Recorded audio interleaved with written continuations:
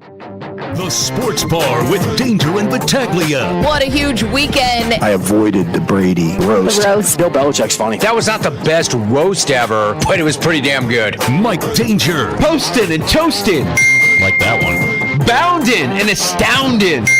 Gene Battaglia. It's coming. Schedule release, and it's coming in May. No kidding, coming in May. Murray with the winner. The Amerks win it in overtime. Wow, what a comeback. 4 unanswered goals for the Amerks. Live to play another day. Pesky Amerks, right? We're going to Game 5 back at Blue Cross Arena. Friday night. Tonight, a rivalry renewed. Knicks and Pacers in the postseason for the first time since 2013.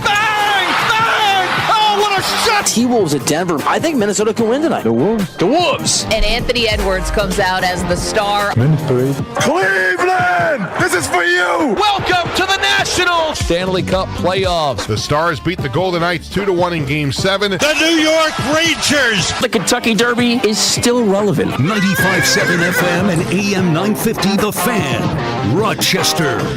Hey, a very good afternoon to you as we welcome you on in to Rochester's only local sports talk show. You found the Sports Bar with Danger and Battaglia here at 95.7 FM, AM 950.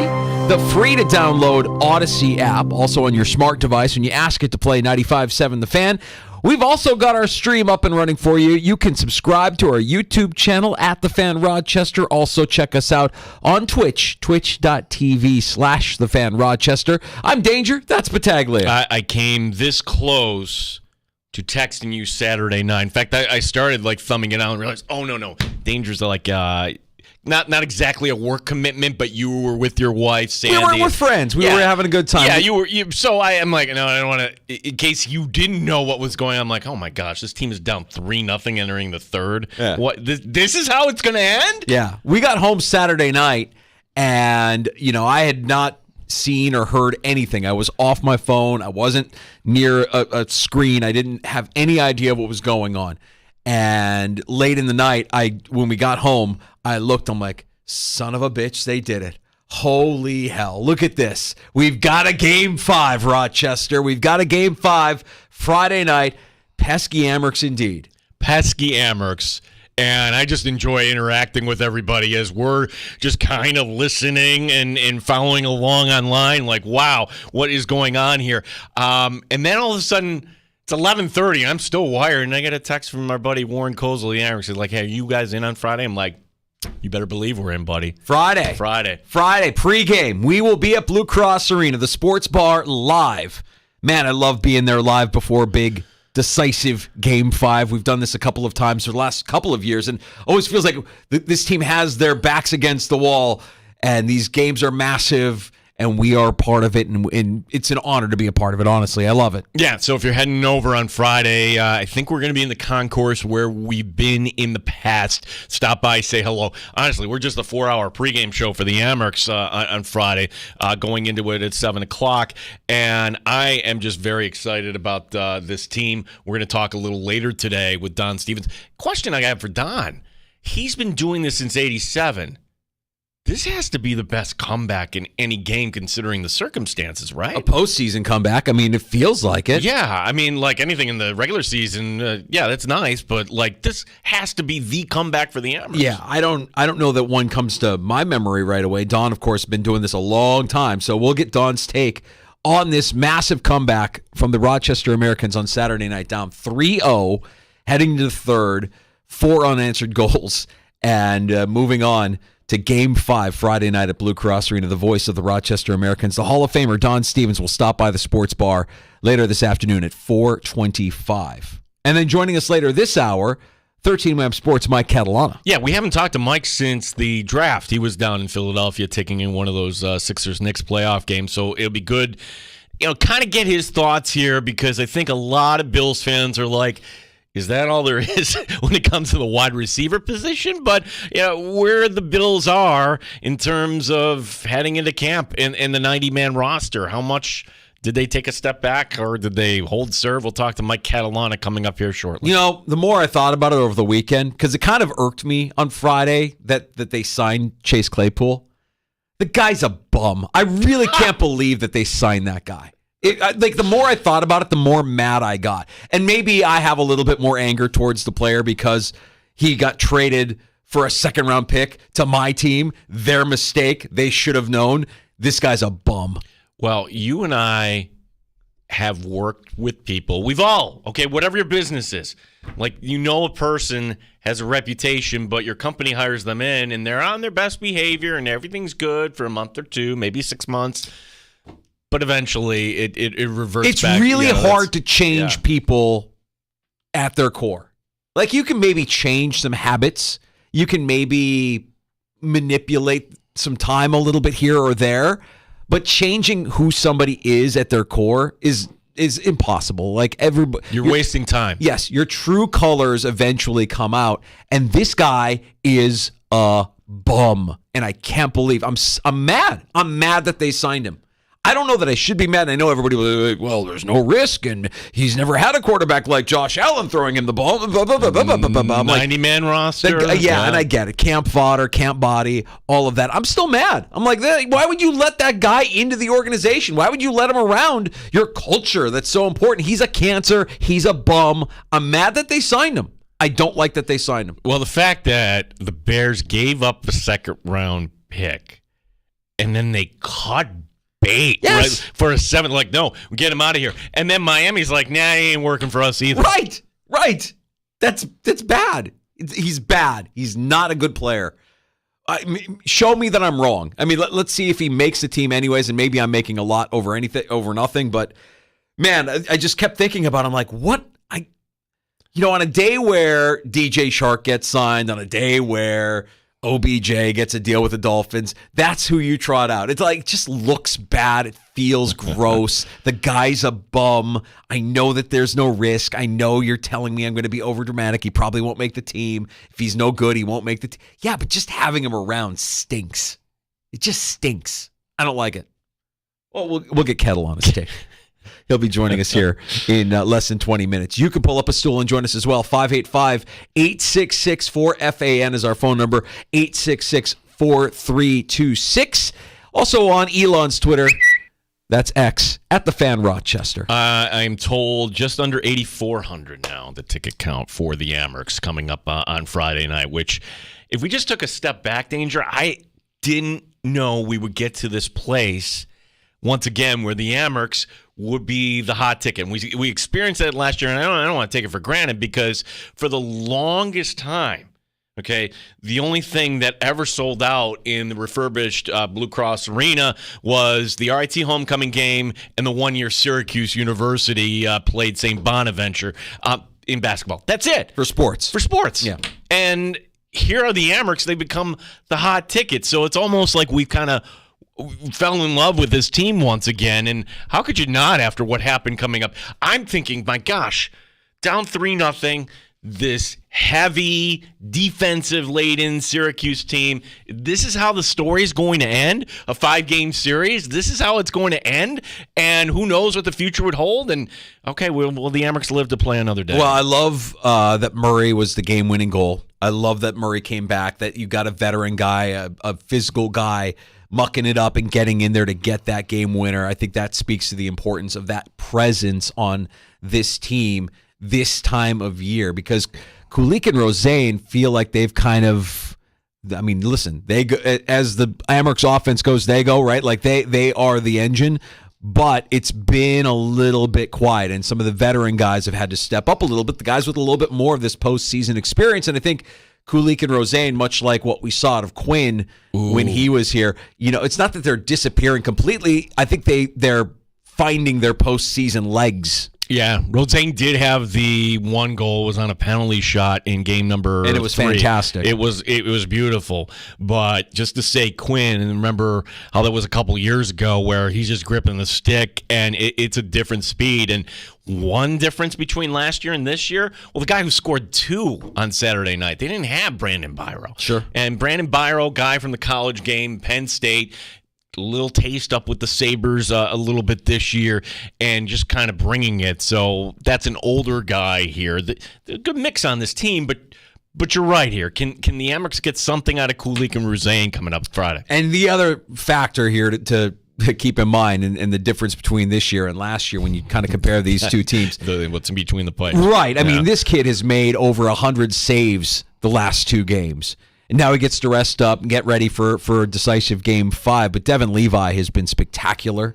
Absolutely spectacular. And that's not to say that Malcolm Subban wasn't great last year, but I think they've upgraded. I think they have upgraded between the pipes, and Devin Levi is up for the occasion. I mean, the 60 saves in a losing effort in Game 3, and then to follow it up and hold true in that third period when your team was making that furious comeback. Man, they got a lot of momentum, and I hate to say it, and maybe we'll find out more about this, but it feels to me like the Amherst have a lot of pressure on them, that there's pressure on them to get this done at home, Game 5, with the momentum that they have in front of a sold-out crowd, what we assume will be a sold-out crowd. It's does Seth Appert invoke Herb Brooks here? Herb Brooks, the famous speech there, Miracle on Ice, hey, they beat the Soviets, and yeah, most of that wasn't the game that won them the gold medal. They had to go beat Finland, and the pregame speech was, if you don't win this game today, you will take it to your bleeping grave. Your bleeping grave. That's right.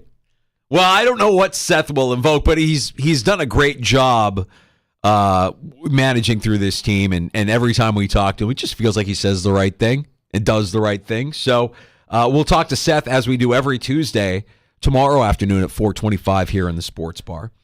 And we'll look forward to Game 5. Game 5 Friday night, Blue Cross Arena. Gino mentioned it. Tickets are moving fast.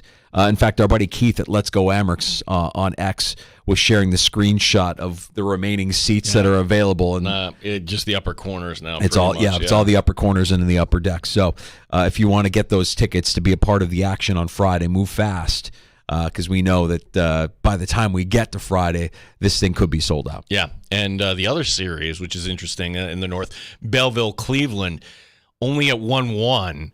And I don't know how that's going to shake out with the Cavs. I guess they got to kind of work around the Cavs playoff schedule there too. So yeah, that's an interesting time of year, right? When you're talking about Madison Square Garden having both the Knicks and the Rangers going on, and you got the Monsters sharing the arena with the Cavs. It could be a little tricky there for scheduling purposes. Boston certainly. Oh yeah, and in indoor lacrosse, we do have 2 teams from New York State in the final. Fantastic. Buffalo and Albany. Wonderful. Yeah, great. That's good. So there you go. The table is set. Don Stevens later this afternoon at 4:25. Mike Catalana coming up here in about 10 minutes or so. Gino, I know that this week is one that we were meeting with great anticipation because we thought this was the week that we would get an NFL schedule. We would get some morsels, something leading up to a taste of what the schedule could look like this year. They didn't drop or sprinkle any nuggets for us today. I'm beginning to think it's going to be next week. I think it's next week. Yeah. I think signs point to next week, especially when you consider in the TV world, next week is upfront week. You know what that is, right? Oh. That's when TV networks put out their new offerings for the viewers. Here's the new show that's coming. New season of this sitcom here, this, that, and the other thing. That's all next week. So what would make sense next week is for the networks to even get more chatter around their new offerings when they release their own little scheduling morsels for the NFL along with their new programming. Does the NFL factor in all the NBA postseason? Because out west, there's a lot of fun and young teams, but they're not TV draws, not even Denver. But in the East, you get the Knicks, you get the Celtics, you get these blue blood programs in the East. I don't think so. I don't think the NFL actually cares. No. Evident by what they did on Christmas Day. No. Well, if they want to put out the schedule this Wednesday, they could. I think also, Danger, there's a PR element to this where what are we going to be talking about this week? Well, the majority of teams, the Bills included, hey, this week it's rookie minicamp and coming up at the end of the week, and it'll be the first time we can look at Keon Coleman, and doesn't he look great in shorts? And that's true for the Bills, and it's true for every team. There's a few teams that had the rookie minicamp last weekend, but in terms of NFL content, that's what they have now, and they can kind of put it into next week. There was a time not too long ago where they would want to release the schedule in April for this reason. Buy your tickets today.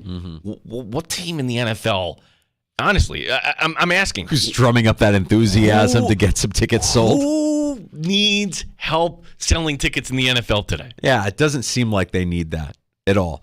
I'm saying a week from Thursday. I'm calling my shot. I'm saying a week from Thursday, that Thursday morning, not this Thursday, but a week from Thursday, that Thursday morning, all the network morning shows will roll out their new their special games. Oh, hey, we've got this game on Thanksgiving, and oh, hey, we've got this game to start the NFL season. Kansas City will host X, and the NBC will announce that. CBS will announce that. How many people across the league have access to this now?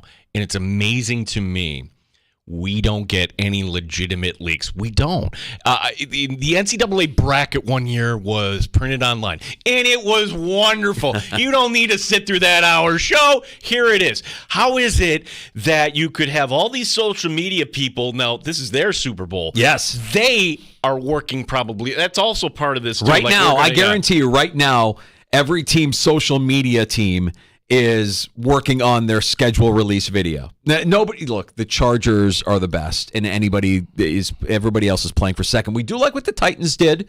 I think it was last year that the Titans were asking random drunk fans, not even fans, because they weren't aware of. Here's the team logo. What team is this? Yeah. And they were giving just ridiculous answers, and they became part of a viral video that the Titans put out when they released their schedule. The Bills are. They were a little off the mark. It was weird last year. Do you even remember what it was? It was like Dawson Knox kind of playing an instrument. Like it was all these things that didn't connect. And then Josh Allen comes out and just says, "Here's our schedule," which they were trying to be so cool, too cool for school. And I'm like, no, this doesn't work. Or is it just, oh yeah, we got to do that. Let's get that done. Who can we get? Who can we get in a hurry? Let's go.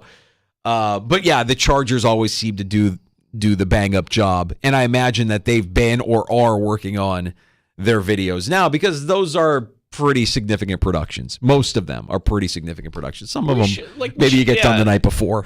Yeah, there should be awards for this. Like, who came in first? Who, give me the top three, and then give me the, what is it, the raspberry? Is that what they call it? The worst one. The worst one, yeah. Yeah, we'll boy, that's a task if we're watching all 32 team release videos. That's do all 32 teams actually do this?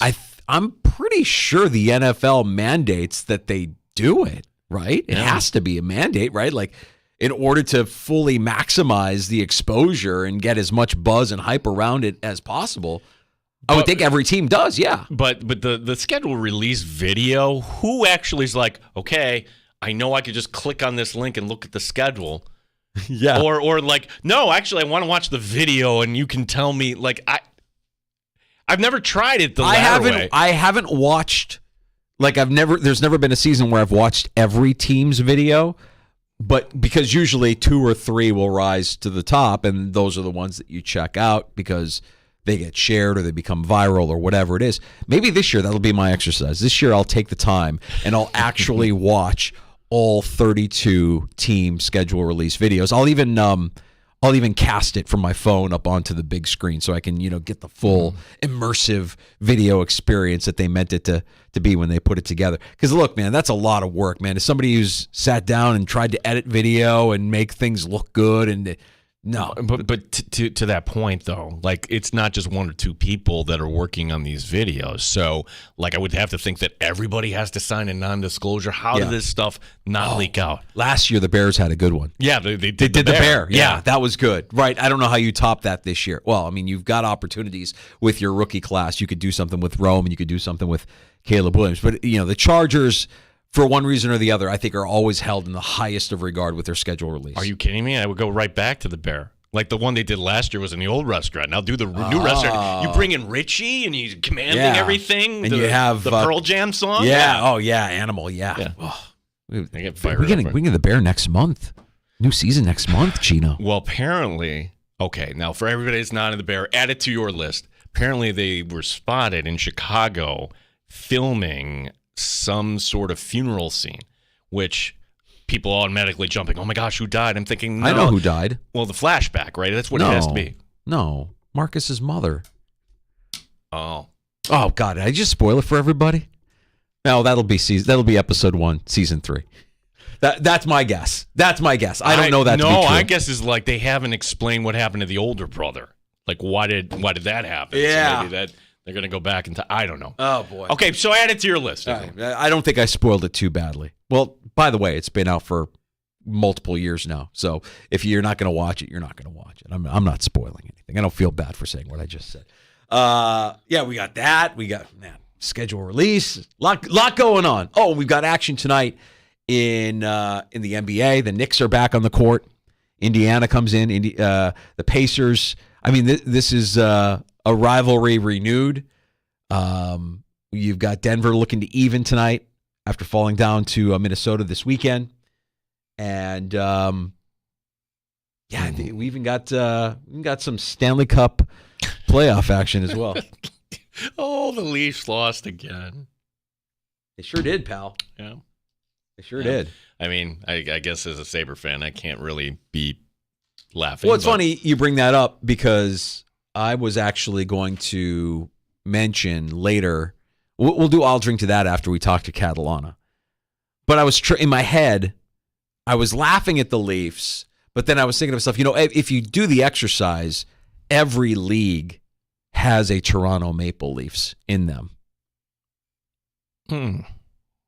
There's a team that in every league just constantly disappoints their fan base. I don't want to spoil it, but we'll get into that. Can I spoil it for you? Because every so often they'll put up the graphic longest between championships. In the NHL, it's those guys, right? I think so. I've got a team in Major League Baseball. I've got a team in okay, well, the thing in the NBA, 1951, right? We're talking about because they always put up the Sacramento Kings logo for the 1951 championship in Rochester. Right. What? What did you just say? Did you say in Rochester? No, I'm not taking your bait.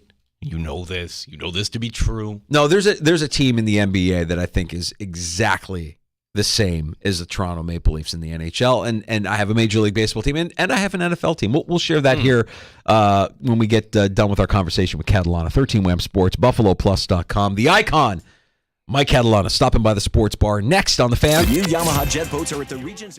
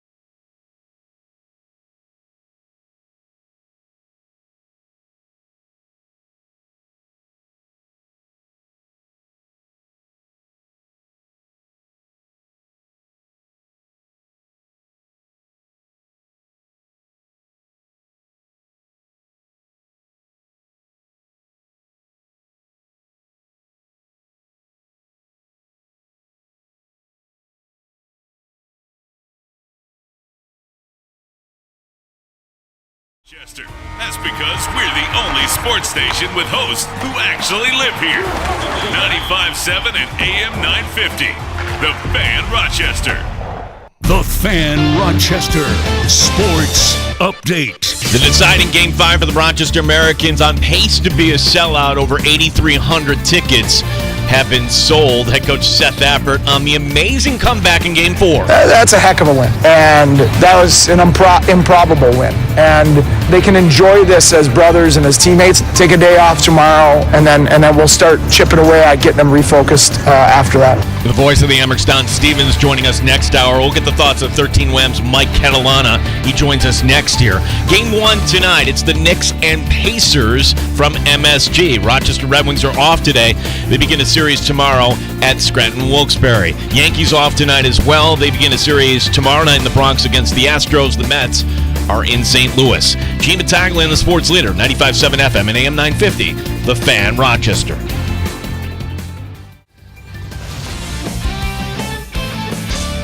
Straight up with no chaser. You're in the Sports Bar with Danger and Battaglia on the Sports Leader, 95.7 FM and AM 950 The Fan, Rochester. Brandon Byro, Lucas Rusick, and Linus Weisbeck, and Joe Ciccone. You got to give them credit. They willed us back into this game with 3 gritty goals. Sometimes that's what you need. I think that's credit to them. They brought us back, and I was just fortunate enough to tap them in. So. As Rochester American Brett Murray building a house. Like in the tire shop? Yeah, what are we doing there? Yeah, changing somebody's oil. I don't know.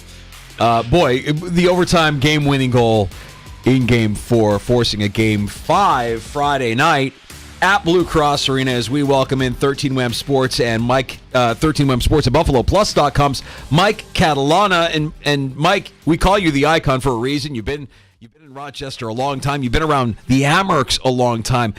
We're going to ask Don later when we have him on with us, but have you seen or ever remember the Amherst having that kind of game with those kind of circumstances?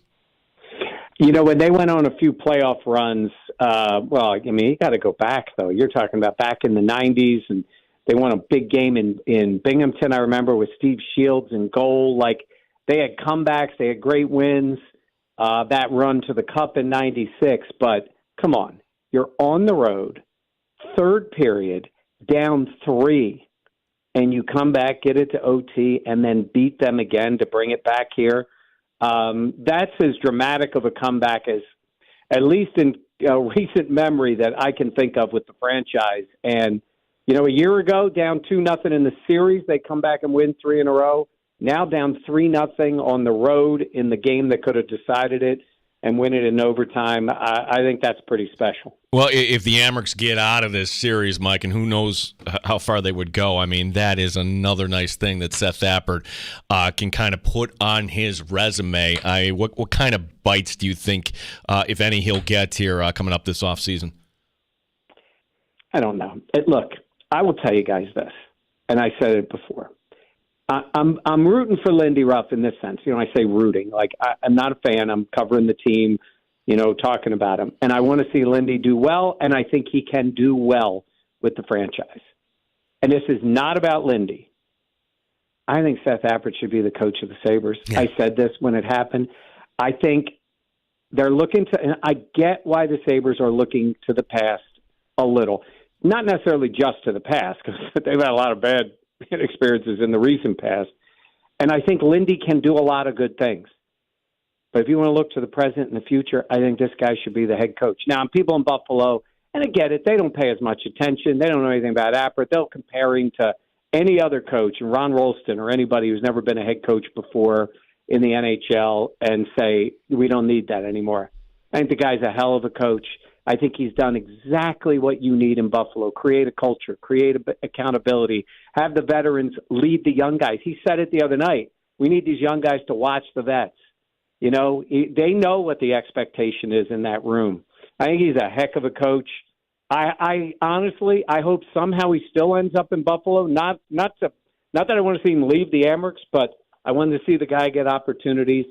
And I think he shows it, and he's shown it the last few years. He deserves that chance. And, Mike, when you look at this year's roster and compare it to last year's roster that won the North and represented the North in the Eastern Conference Final, don't you get the sense this roster has more talent, a little bit more depth, and you have the Devin Levi doing what he's doing, what he's done over the last 2 games. I mean, it's pretty remarkable to see what these guys are doing here. Yeah, look, they do have that mix that we always talk about, and you see Murray coming up, and as well as Mersch has played, and those guys, those veterans, and then the other guys like Byro have been around, and then you get the young kids coming in, and even, the mistakes that some of the young players make, and they have to live with that, and then you get them to fight back. So, yes, I do like the mix of the lineup. The game the other night with Levi, it was funny. Appert was pretty quick to say, hey, that's his game. I don't think he used the phrase, that's what we expect of him. He made 60 saves. He did get some, they cleared a lot of rebounds and all, but come on, when your goalie makes 60 in double overtime, that's a heck of a game. I think he has the ability. And I think that's great for the present and the future for the Sabres. Like, that's what you want to see. But to your point about this team, yeah, Syracuse is big. You saw that last year when you run into Hershey. Bigger, some older players. It can wear on a team a little bit. But I think the added depth that they have and the mix of players may carry them a little bit farther. Hey, they got to win Friday, right? You don't win Friday, the season ends, and it's disappointing.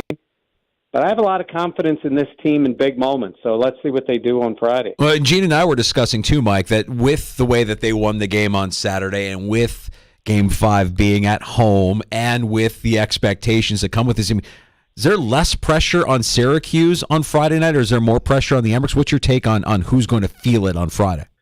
Well, I think what Syracuse is going to feel is last year they blew a 2-0 lead. This year they blew 2-1 at home and losing in the third. So, yes, in a sense, I guess, because it's not home, but come on, they just had a home game and they blew it. I think they're feeling a lot of pressure. But so are the Amherst. Like, this is the season on the line in that case. And this is a scalper game, right? Friday's a scalper game, right, guys? I mean, there's people outside selling tickets, right? This game should sell out. I don't think it's a Friday night here, and people have responded. The crowd has been great. The fans have been great. So I think it's going to be that game. But I think because they blew the lead last year and blew a lead at home this year, I think there's a lot of pressure on the Crunch coming into this. Mike, I also think it's kind of cool to point out that, over the last 20 years, because the Bills have gotten so big, they, as you know, it's the Bills and everything else, but I think at that cost, we've lost our identity a little bit as a sports town here in Rochester, and just to kind of have the Amherst making a little run, I didn't know we'd get back to a place where we'd be seeing sellout crowds at the Blue Cross Arena. Yeah, look, it's hard to get that. And sometimes people look at the regular season, and I got to tell you, and I say this all the time, the world has changed in a lot of ways. Back then, it was different. Honestly, you go back 25-plus years, and it seemed like every Friday was sold out, and it's the way it was. Well, families live differently. It's harder. Kids involved. I mean, I'm not making excuses, even when they're good. It's harder to get out to that. But you walk in that building in a playoff game. Now, I told you, even from a couple of years ago, when I walked in to the first home playoff game after a while, I was like, this is different. This crowd is different. Now, we've had a lot of loyal fans, and they are pretty good. The fans are really good. The loyal Amherst fans of welcoming the bandwagon, and that's fine. Look, that's in all sports. But it's nice to see, and I think you're right. I think the games had turned into – and this is, what I mean. This is not a knock on the Red Wings. But the Red Wings is a ton of games, and it's about the experience. And I don't think even most fans are focused on the playoffs. That ain't the case with the Amherst. Yeah. Like, they want this team to win. Wins and losses matter. You can still have a great time. They play the music, have a beer, all that stuff, but they have a great time. I've told countless people, I'm like, go. If you haven't been, go. Get your tickets. You will enjoy yourself at a playoff game. We just got a text from Warren at the Amherst who wanted to remind us, just an FYI, that the comeback in Game 4 was actually the first of its kind by the team in playoff history when facing elimination. Wow, A historic night on fantastic. Saturday night in Yeah. Syracuse. And you mentioned the fans. It was also refreshing to see some of those highlights and how well represented the Amherst were even on the road. That's got to feel good for the team coming back home on Game 5. And that's what's so great about this. Look, it's them in Syracuse. They're down the road. And I know Crunch fans will make it into the building. Like, they will.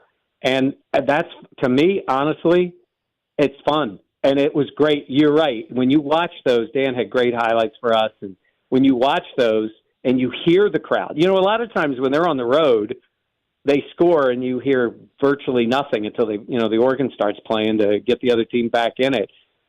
Oh, no, you heard Amherst fans there. And the Crunch will have people there. So it'll make it even more lively. I mean, obviously it's going to be, 90% Amherst fans or whatever the number is, but that's great. I think it's great for the sport. Mike Catalana, 13 WHAM, Buffalo Plus. Mike, we haven't had you on since the Bills concluded their draft, and there's been a few moves after that. But kind of your overall takeaway, because the feedback we were getting was like, well, we thought the team would do a little bit more at the wide receiver position. But Coleman, how does he fit, and how do you think the Bills manage the rest of the draft here? Yeah, I like it. I like who he is physically. I do think he can play on the outside. They'll see. There's a lot of people that will tell you that, he's not an X receiver. He's not on the outside. He would perform better in the slot. Okay, listen, I don't disagree. There's a lot of talented people that study a lot of things. They look at past performances, and say a guy in this position, blah, blah, blah. Look, he's running what they wanted to run at Florida State. He's a big, strong kid who will go up and get it. There's no reason physically he can't play on the outside. I get it, the speed. I get the separation, all those things. He's 20 years old. Unfortunately, I think it's going to take a little while. And we're looking for somebody to jump in immediately. Now, that doesn't mean he can't contribute and have a good year and be very good for them. But, you are replacing somewhat, if depending on how you look at it. You're taking Stephon Diggs out of the lineup. And people can trash him all they want. The guy got 160 targets last year. He'd averaged 100 catches with the Bills. Like, that's a lot of plays to replicate. And give me all the Dalton Kincaid you want. Love the guy as the tight end. You need a guy on the outside. You just do. So it's going to be different. But there's a lot to like about the kid. And I just think after all this, we're going up to a mini camp. Actually, be up there Friday afternoon and then back here for the game Friday night. Rookie minicamp.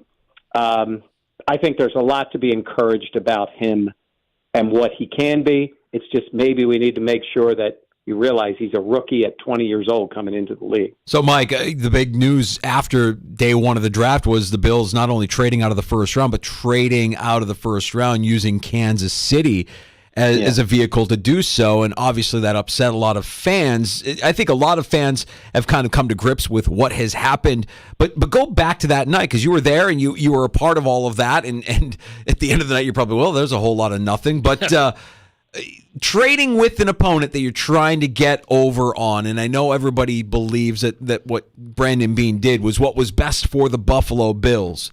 Was it? I hated it. Yeah. I hated it. Now, look, here's why I hate it.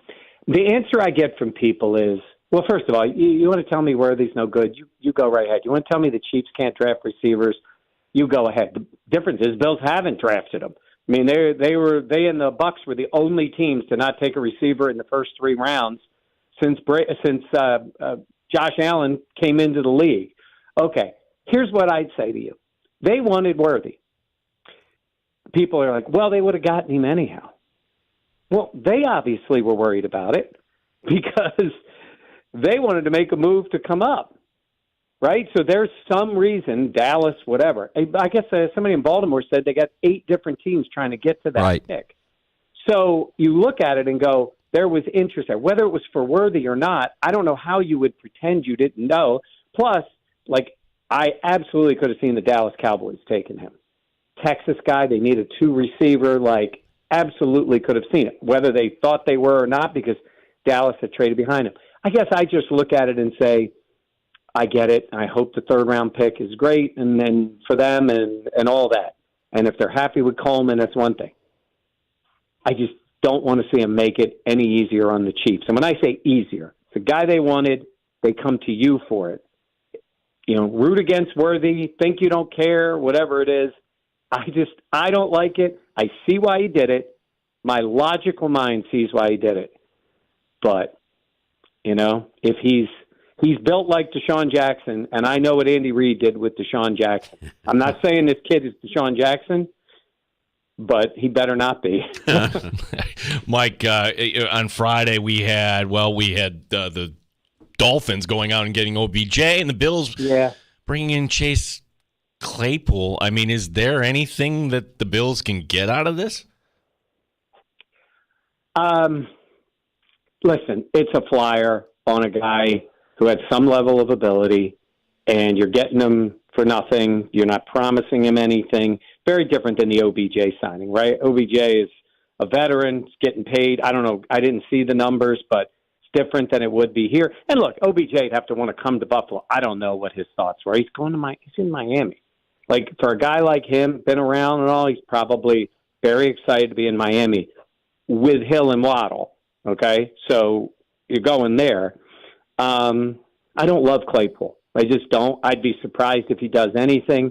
And I know you can just kick him to the curb and say, okay, it didn't work here like it hasn't worked in the last few places. But it really is very low risk. I mean, he's right now, he's probably the 85th guy on the roster or whatever it is till they get to 90 to get ready for camp. So it's not a big deal, but it's just like, I'm seeing that like the Titans are maybe looking to deal Treylon Burks. Well, they're not going to get a lot for him, but, odd offense there, quarterback play, trying to replace A.J. Brown.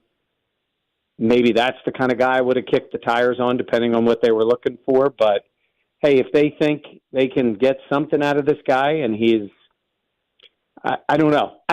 All I know is it seems like it's going downhill for him in each step, and he's performed poorly. But maybe coming to Buffalo and him realizing this could be, one of, if not his last chance, even at his young age, maybe they'll get something out of him. Mike, what was your take on the rest of the draft class of 2024? Any of these guys have a pathway to getting on the field as a rookie? Oh, yeah. I think Bishop is starting. I think he's the guy they wanted. I like the way he played in college. Again, it's a big step coming in there, but we've talked about this. McDermott and those guys, they know how to coach guys up in the secondary. They've done it before with guys lower picks. This kid's he's a little bigger. He's a tough kid. I think they're going to love him. I think he's in there right away. And obviously he's got to quote earn the spot and all. But they have Taylor Rapp. They brought in Edwards, which is good. When I say this, I don't know exactly, but I think he's going to play. I think maybe they play all three of them. Maybe he gets some time in the slot, when Taron Johnson's not on the field. But he just seems like a guy who's going to step right in. They seem to be happy about Dwayne Carter, the guy they got as a rotational guy, and they do need a younger player on the D line. I don't love the idea of picking another running back. I hope it works, because they took a shot. I would have much rather seen him take a shot on another receiver there. But we may all look back and go, even though the guy's 25, he's got a great story behind him and all, maybe he's the guy that comes in, and it's a great 1-2 punch with Cook. So we'll see. A good one. When you look at it, I always say this, they didn't fill needs, they address needs. So they went like you would think. They went wide receiver, they got another D tackle, they got a linebacker, like all that stuff. But let's see what we see. Well, I guess a little bit this weekend, but really when they come to Fisher in August or July and August. Mike, one guy, and I don't know if our hopes are higher than yours, but I go back to when the Bills had to get under the cap. The most surprising one to me was Mitch Morse. Like, wow, okay, somebody who still has it, and you're making yourself weaker at two positions, you could say, by moving McGovern over, and you hope he becomes a center, and then who knows what David Edwards has, but what if McGovern actually stays? Where I'm going with this is the 5th-round pick, Cedric Van Prank Granger here. Yeah. What are the odds that he could actually kind of step up here and actually seize the job? Look, I think look, they can't say that. You would never say that. This kid's fourth round, right? Fifth. Comes in, but played at Georgia, a lot of snaps. That's a borderline program at Georgia, playing in the SEC. I think there's a path for him to do that. And it'll be interesting to how they would handle that. They'd have to know pretty quickly if they want to even give him the opportunity and McGregor, but they sounded that right away, right? When Mitch was gone, that this was the plan. They got that out there. But I don't know if it's in their mind to say, nope, this is what we want to do. We'll fill the guard spot. So we see, because they can't turn right around and go, we draft this guy in the fourth round, and he's going to be our starter at center. But I would say that is, if you look at it and say, could this kid step right in and play? That's a lot to ask. But it kind of would fit this year, wouldn't it? When they've done some things, they brought in younger players, they made some moves that you just say, we're going to go with him. Now, let's see how he looks. Let's see what they think.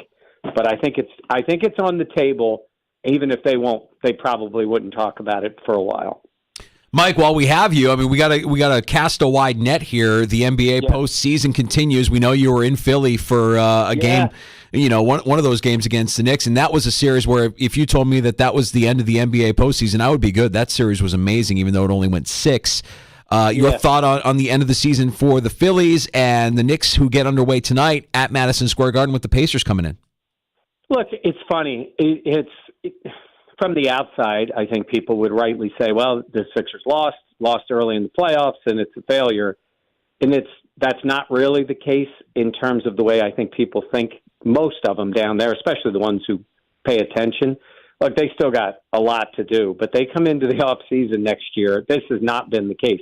You think about it, that team started out this year with James Harden on the roster. Yeah. And they traded him and basically changed 80% of the roster besides Maxey and Harris and Embiid, obviously. It was mostly changing the players. And then Embiid got hurt. When Embiid was on the court with Maxey this year, they were 31-8, I think was their record. And then, he got hurt. And that's the thing with Embiid. He got hurt, but he came back. Great series. And I think a little bit like, I was just talking to a Bruins fan, a little bit like the way the Toronto Maple Leafs played. Even though they lost, that was probably more heart than I've seen a Maple Leafs team play in a long time. I mean, they fought Boston to the end. And that hasn't been the case with the Leafs. And that's kind of like the Sixers. I think people were encouraged by that was, like you said, that series was incredible. Every game basically went down to the last seconds. And they were tough. And the Knicks are probably as tough of a team as there is in the league. I don't necessarily think the most talented, but they are tough. And so I think that's actually oddly encouraging. Now, the Knicks, the Pacers can score. I think the Knicks are better than them. But, we'll see. Pacers can score. They're going to win a game, maybe 2. I think it's going to end up, I think the Celtics walk to the conference final. So I think it's going to be Celtics and Knicks, which would be great. That would be an entertaining series. And the Knicks play hard. They do play hard. Brunson's good. He could use another guy, but I think it's certainly good for New York sports, which has been pretty down for a while. That they have the Rangers and the Knicks right in it. Yeah, I was like, okay, there we just you ended at that point. You thought you were going to go to another team there. No, there's no reason to listen. You want to talk about a team that has shown some stuff, and maybe they're a little more relevant than we thought, and they're in New York. But, I think Aaron Boone's done a good job with the Yankees this year. And then they have the minor league team that's hanging in there. So that's okay. Minor league team. This is not funny. Don't they play that little silly song? They do have a theme. Yes, they do, Mike. Thank you for mentioning it. Meet the Mets. What do they play for the Phillies? Step right up and greet the Mets. That doesn't put a smile on your face if you're a baseball fan, Mike? Oh, anything the Mets do puts a smile on my face because it usually is just spectacular. It's okay. I didn't text you. I didn't say anything after the Knicks beat the Sixers because that must have been tough. And I was feeling for you and every other Sixer Philadelphia fan, Mike. So No, yeah, there's not a comparison here, Gene. Knicks were a 2 seed. Sixers had a bunch of injuries. It's a tough series. It's encouraging, but we're realistic. Unlike, Citi Field, the apples in the air. What did you call them once? Was it 10-year-olds at the circus? Oh, they're just, you see them and they're all they're so excited, and then you just see that look of despair hits them. It is tremendous when you see it play out. And we were cheated of it last year, Danger. We were cheated of it because they just quit. Yeah. Instead of giving us the flame out that we all wanted to see. I just want to say, our way of life, it's a happier existence. It really is. Not last year notwithstanding, of course, Mike. So yeah, you had some people quickly on this bandwagon and hey, you're right there, and they won 5 in a row, and it's sort of settling down. I mean, listen, Phillies have been red hot. I mean, this is as well as they've played. Certainly, they don't usually play well early in the year, but everything happens. They just lost Turner for 6 weeks. You don't know. Their pitching's been really good, but this is Major League Baseball. It's a lot of games, but they've looked good. The Braves, obviously, very talented. The Dodgers look good, but, it's May, or as you guys call it, the end of the season.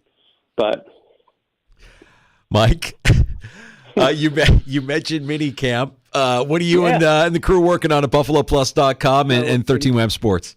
So, in fact, we're going in right now. Dan and I, Jenna's off this week, so Dan and I are recording our podcast for this week. We've got Mike Giardi from formerly of the NFL Network, reporter in Boston, covers the Patriots. So, in addition to some of our Bills takes, we'll be getting Mike covered the Bills, too. He was all around the Bills for the playoffs the last few years when he was with NFL Network. So, we'll be talking to him. And then we'll be at the mini camp on Friday. And then, of course, covering the Amerks. Dan's going to be at practice tomorrow. We'll have coverage all week. We'll be at the game on Friday. So, hey, to me, this week is Amerks and a little bit of Bills sprinkled in. Mike, appreciate the time. Although the little Anytime. digs, I'm trying to be above. I'm trying to be a better fan here, Mike. And I have you to thank for it. Well, my wish is that you go all in soon, and then it'll be great. Have a good one, Mike. Appreciate the time. All right, guys. See ya. Mike had a lot of 13 Web Sports, BuffaloPlus.com, the Rochester sports icon. I'm proud of you, Gino. Once again, you're showing restraint. But see, that's always we were the 7th seed. What did you expect?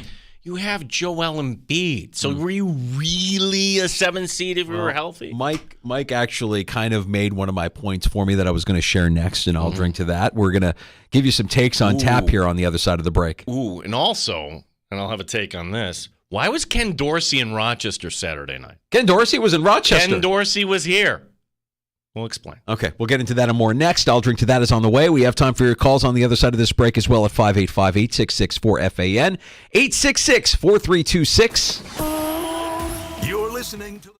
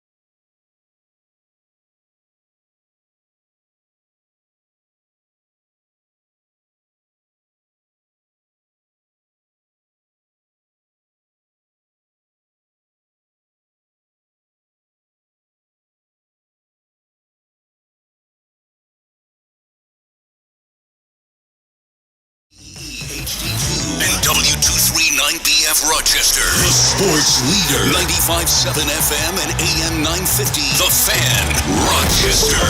An Odyssey sports station. The Fan, Rochester. Sports update. The Amherst still alive. This after their unbelievable comeback Saturday night, down 3-0 in the third, forcing overtime, getting the win. 8,300 tickets have been sold for Game 5 already on Friday night. Head coach Seth Appert on Brett Murray getting the big winner. We're a better team with him in the lineup. We're a stronger team. We're a tougher team. We're a braver team. And I think he had 4 or 5 tips at the front of the net that easily could have went in that didn't. And obviously then he gets rewarded there at the end with a blue paint goal. We will talk to Don Stevens coming up later this hour. Game 1 tonight in the NBA between the Knicks and the Pacers at MSG. Game 2, Minnesota and Denver. Timberwolves up 1-0 in that series. Rochester Red Wings are off today. Series begins tomorrow at Scranton Wilkes-Barre. Just underway, it's the Giants and Phillies. Mets are in St. Louis tonight. The Yankees are off. Gene Battaglia, the sports leader, 95.7 FM and AM 950. The Fan, Rochester.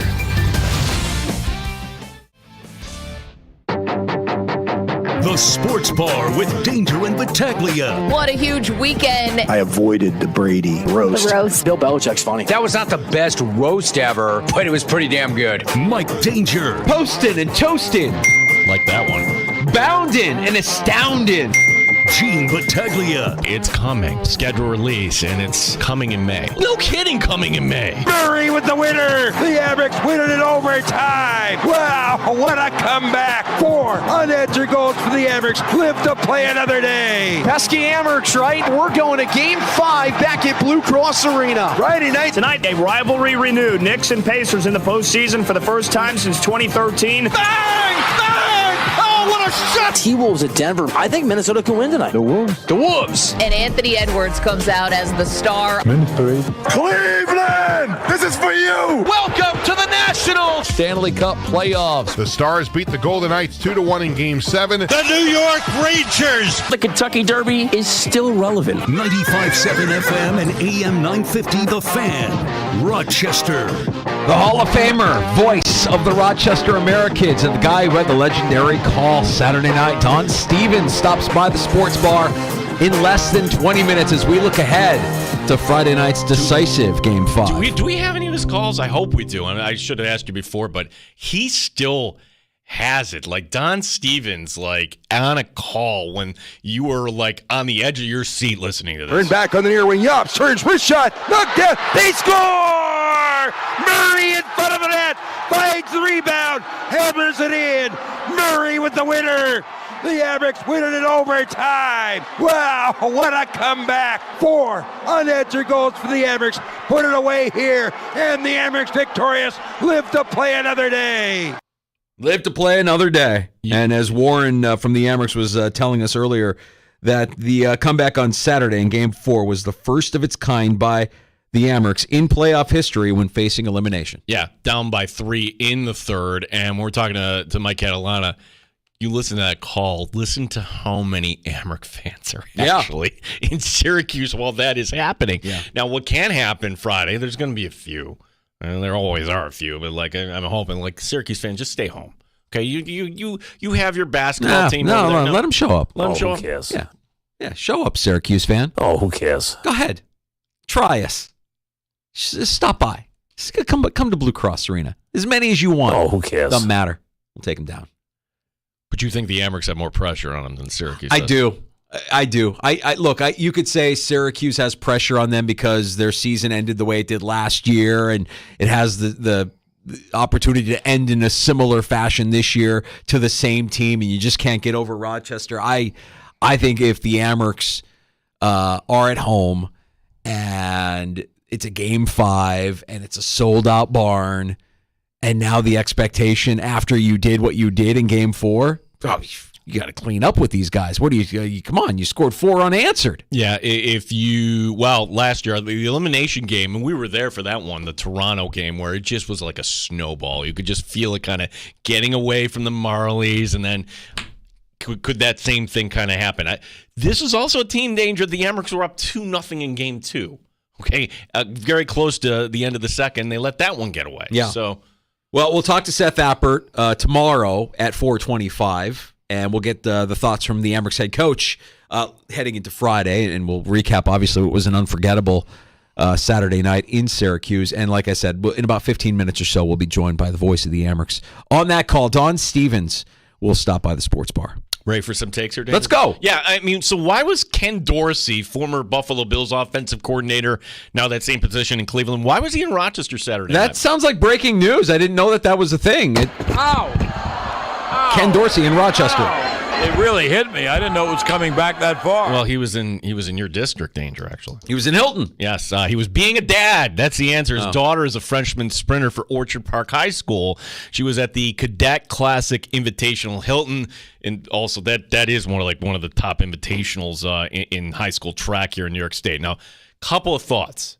One, I do think The Sopranos is the best written show of all time. So many layers to it, and one of those layers was that here's this mob boss that at the end of the day, he had to go home and be a dad. And just like you and I would, okay, he's dealing with things, and Ken Dorsey is doing exactly what any of us would. He's an NFL coach, and he's out there just like you and I, all bundled up Saturday night. Two, kids of NFL coaches, they must have some of the thickest skin everywhere. I would think that most of them grow up just fine, but I do worry about some kids like former Raiders coach Josh McDaniels. Remember that story, Danger? Yeah. Fired on Halloween night, calls his kids home from trick-or-treating, ruining their night. Yeah. Couldn't wait until the next day. Daddy's been fired. This isn't about your trick-or-treating, your candy on Halloween, is your youthful memories. Dad's been fired on Halloween. That's your memory. Take that one. Yeah. Why do I have the vision of Ken Dorsey at Foster's having like a fish fry in the village of Hilton, just enjoying himself. Dakota watching. Yeah, he's over at the Dakota. I don't know why I can't. The Sopranos. You're right about the Sopranos too. By the way, I watched it when it first came out, and I remember thinking, I like this show, but it's. I don't know if it was necessarily for me. I watched it during the pandemic when HBO was giving their streaming away for free and everybody was stuck at home. And so I had the extra time and I'm like, I'm going to rewatch The Sopranos. And I'm telling you, man, watching that through the filter and through the lens of being a dad. Oh, it's different. Completely different experience than watching it as a single guy the way I did when it first came out. So you're right. I mean, it's a interesting thing to imagine Ken Dorsey, an NFL coach, just doing what he needs to do, being a dad. And for the kids of the NFL play, I mean, we heard some stories about, in Chicago. I can tell you that Matt Nagy's kids, when things weren't going well for the Bears, it wasn't good for him. It wasn't good for his family. There was like some video, fire Nagy, like stop, and I look, if you didn't know Saturday night, then you didn't know. Like honestly, nobody should be like, oh my gosh, there's Ken. No, let him be. Yeah, there's a former NFL starting quarterback in Hilton. Wow, that's great, exciting. Saturday was also a big sporting event. We always talk about the Masters as a showcase of wealth. Gene, can I get a verdict on the Kentucky Derby? I mean, that's a showcase of wealth, right?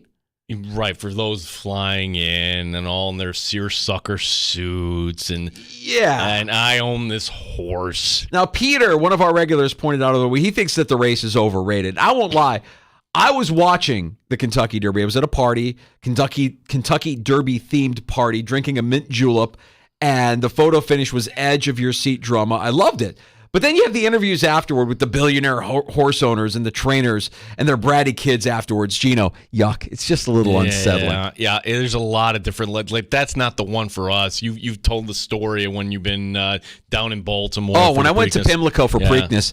I mean, the part that they don't show is the absolute anarchy that is the infield party. I mean, the infield party that's the scene. That's anarchy. It's insane. It's like every music festival you've ever been to, it's just bedlam. Well, the idea that, why would we need the Kentucky Derby when we're looking at our phone? What's interesting, and again, you're just kind of going off of reports here. This was the biggest pull for the Kentucky Derby, like you would think. And my theory on this is all right, now that have this out in the open, it's the tide that lifts all ships here. Full disclosure, I didn't bet on it, but we were standing around watching, and everybody got to pick a horse. Everybody's like, all right, who's your horse? Who's your horse? And I went with Sierra Leone, the 9-2, and lost by a nose. I was like, I didn't know nothing about any of these horses going in. I just saw 9-2 odds. I'm like, Sierra Leone. I'm going to go Sierra Leone. And the 2-horse just short. There is something exciting, though, when you have money on any horse race. When you're just kind of watching and you're coming around the bend and like, oh my gosh, all right, this is happening. And look, I get it. I get why there's appeal there, and there is appeal there. I don't know that I would say that the race is overrated. I would just say that the everything surrounding the race with the billionaire owners and their trainers and not really mass appeal. Bob Baffert, I'm above it all. Yeah, I know suspended. Kind of arrogance and pompous. Yeah, it's bad the Yankees haven't won since 2009. The Cowboys haven't won since 96, but those pale in comparison to a team with as many resources and a huge fan base and a whole giant city behind them as the Toronto Maple Leafs. Not to win a cup since 1967 and out once again, Danger. Yeah. Again, to that same team, Boston. Yep. Like, Danger, you and I weren't both alive last time they won it. Now, correct me if I'm wrong. 67, 6 teams, and then 1970, 12. It is truly remarkable how the Leafs continue to set the standard in sports for failed expectations. So I started thinking about this. Let's take it a step further because the Leafs not being able to get over and exiting the playoffs early every postseason, do we have comparisons in other leagues? And I think we do. The Maple Leafs of the NBA, we were just talking about it with Catalana. It's easy. It's the 76ers. Every year, including this year, is supposed to be their year. The expectations are out of control, and their early bounce from the postseason can be predicted. It can't even sniff a conference final. Major League Baseball, the Toronto Maple Leafs of Major League Baseball, to my eyes, have to be the Brewers, right? Always farting around, never advancing deep in the postseason.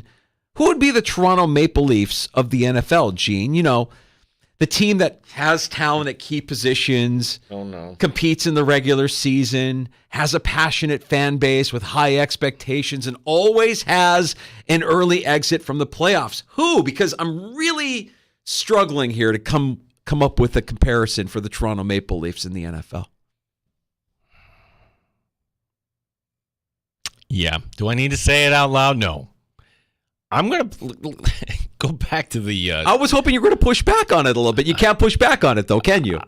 It's kind of there. It's kind of what it is. Like, the Bills are the Maple Leafs of the NFL. I said it. Yeah, it's right. And at least the Maple Leafs can say, hey, we won in 67. I guess Bills old-timers would say, we won the AFL with Keith Stratton in 1964, whatever it was. Yeah. The 76ers, here's where I would push back on that. At least when you had AI, they got to the final. They were fun. The Leafs don't even get to the final. Yeah. And in 83, they win with Moses Malone, the 4-4-4 year. So... The answer is Sacramento, Danger. The Rochester Royals, buddy. 1951. What are you talking about? 1951. Rochester Royals. Yeah, but Sacramento was so bad for so long. No, they're not relevant. I mean, they're good now. They're somewhat relevant in the NBA now. They have some talent now. But man, before this, it was a long drought where Sacramento was just not even relevant. What about the Clippers? Never won anything. Chris Paul, same. Nothing. I view them as the same. Like, the reason why I like the Brewers comparison to Major League Baseball is it feels like the Brewers are always in it. Like, they're always kind of in it. They're never like the last place team. They're always farting around. Like they are. Say. Yeah, they are the team farting around. And you know, the Sixers. Yes, I remember the AI team. But since then, it feels like every year is their year. Every year we're going to this is the year that we've got our guy in the process and everything. You know, why am I talking about the Sixers? Really, we should leave it up to somebody who really has some strong opinions about Philadelphia to tell us what really is holding back the Sixers and really Philly sports fan in general. They just stink.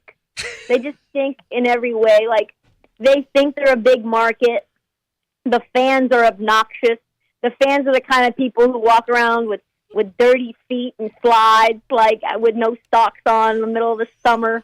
It's just like the city itself I don't really like, particularly the food's not that good. Like, you go around there and you're like, you walk around the city of Philadelphia and you're like, man, this is a trash hole. is like a dumpster fire of a city. There's maybe like some pockets of beauty, but there's just nothing green. It's concrete everywhere. And I think they have a very high opinion of themselves in Philadelphia. They think that they should be winning more than they do. And, truthfully, they should all just lock in on the process, just being in a perpetual state of the process. Yeah, the Maple Leafs. I think, so anytime Catalana comes at me, and he's a guest on the show, and I try to take the high road with the Mets, but I just I'll let Trista do the talking. I just remember the first time Catalana heard that on our show, I think his response was, "Who is Trista Crick, and what is she talking about?" She has no idea. That got him angry. Well, good takes usually do. You split an audience, get you angry. We got to get to the voice of the Rochester Americans joining us next. The Hall of Famer, Don Stevens, with an unbelievable call on Saturday. The improbable come-from-behind win by the Rochester Americans, forcing Game 5 Friday in their series here against Syracuse. We welcome in Don. We'll get his take on it. I mean, he's called a lot of Amherst hockey. I don't know that he's ever called one like what we saw on Saturday. So we'll get his point of view from that on the way next here in the Sports Bar. Danger and Battaglia on the Fan, Rochester.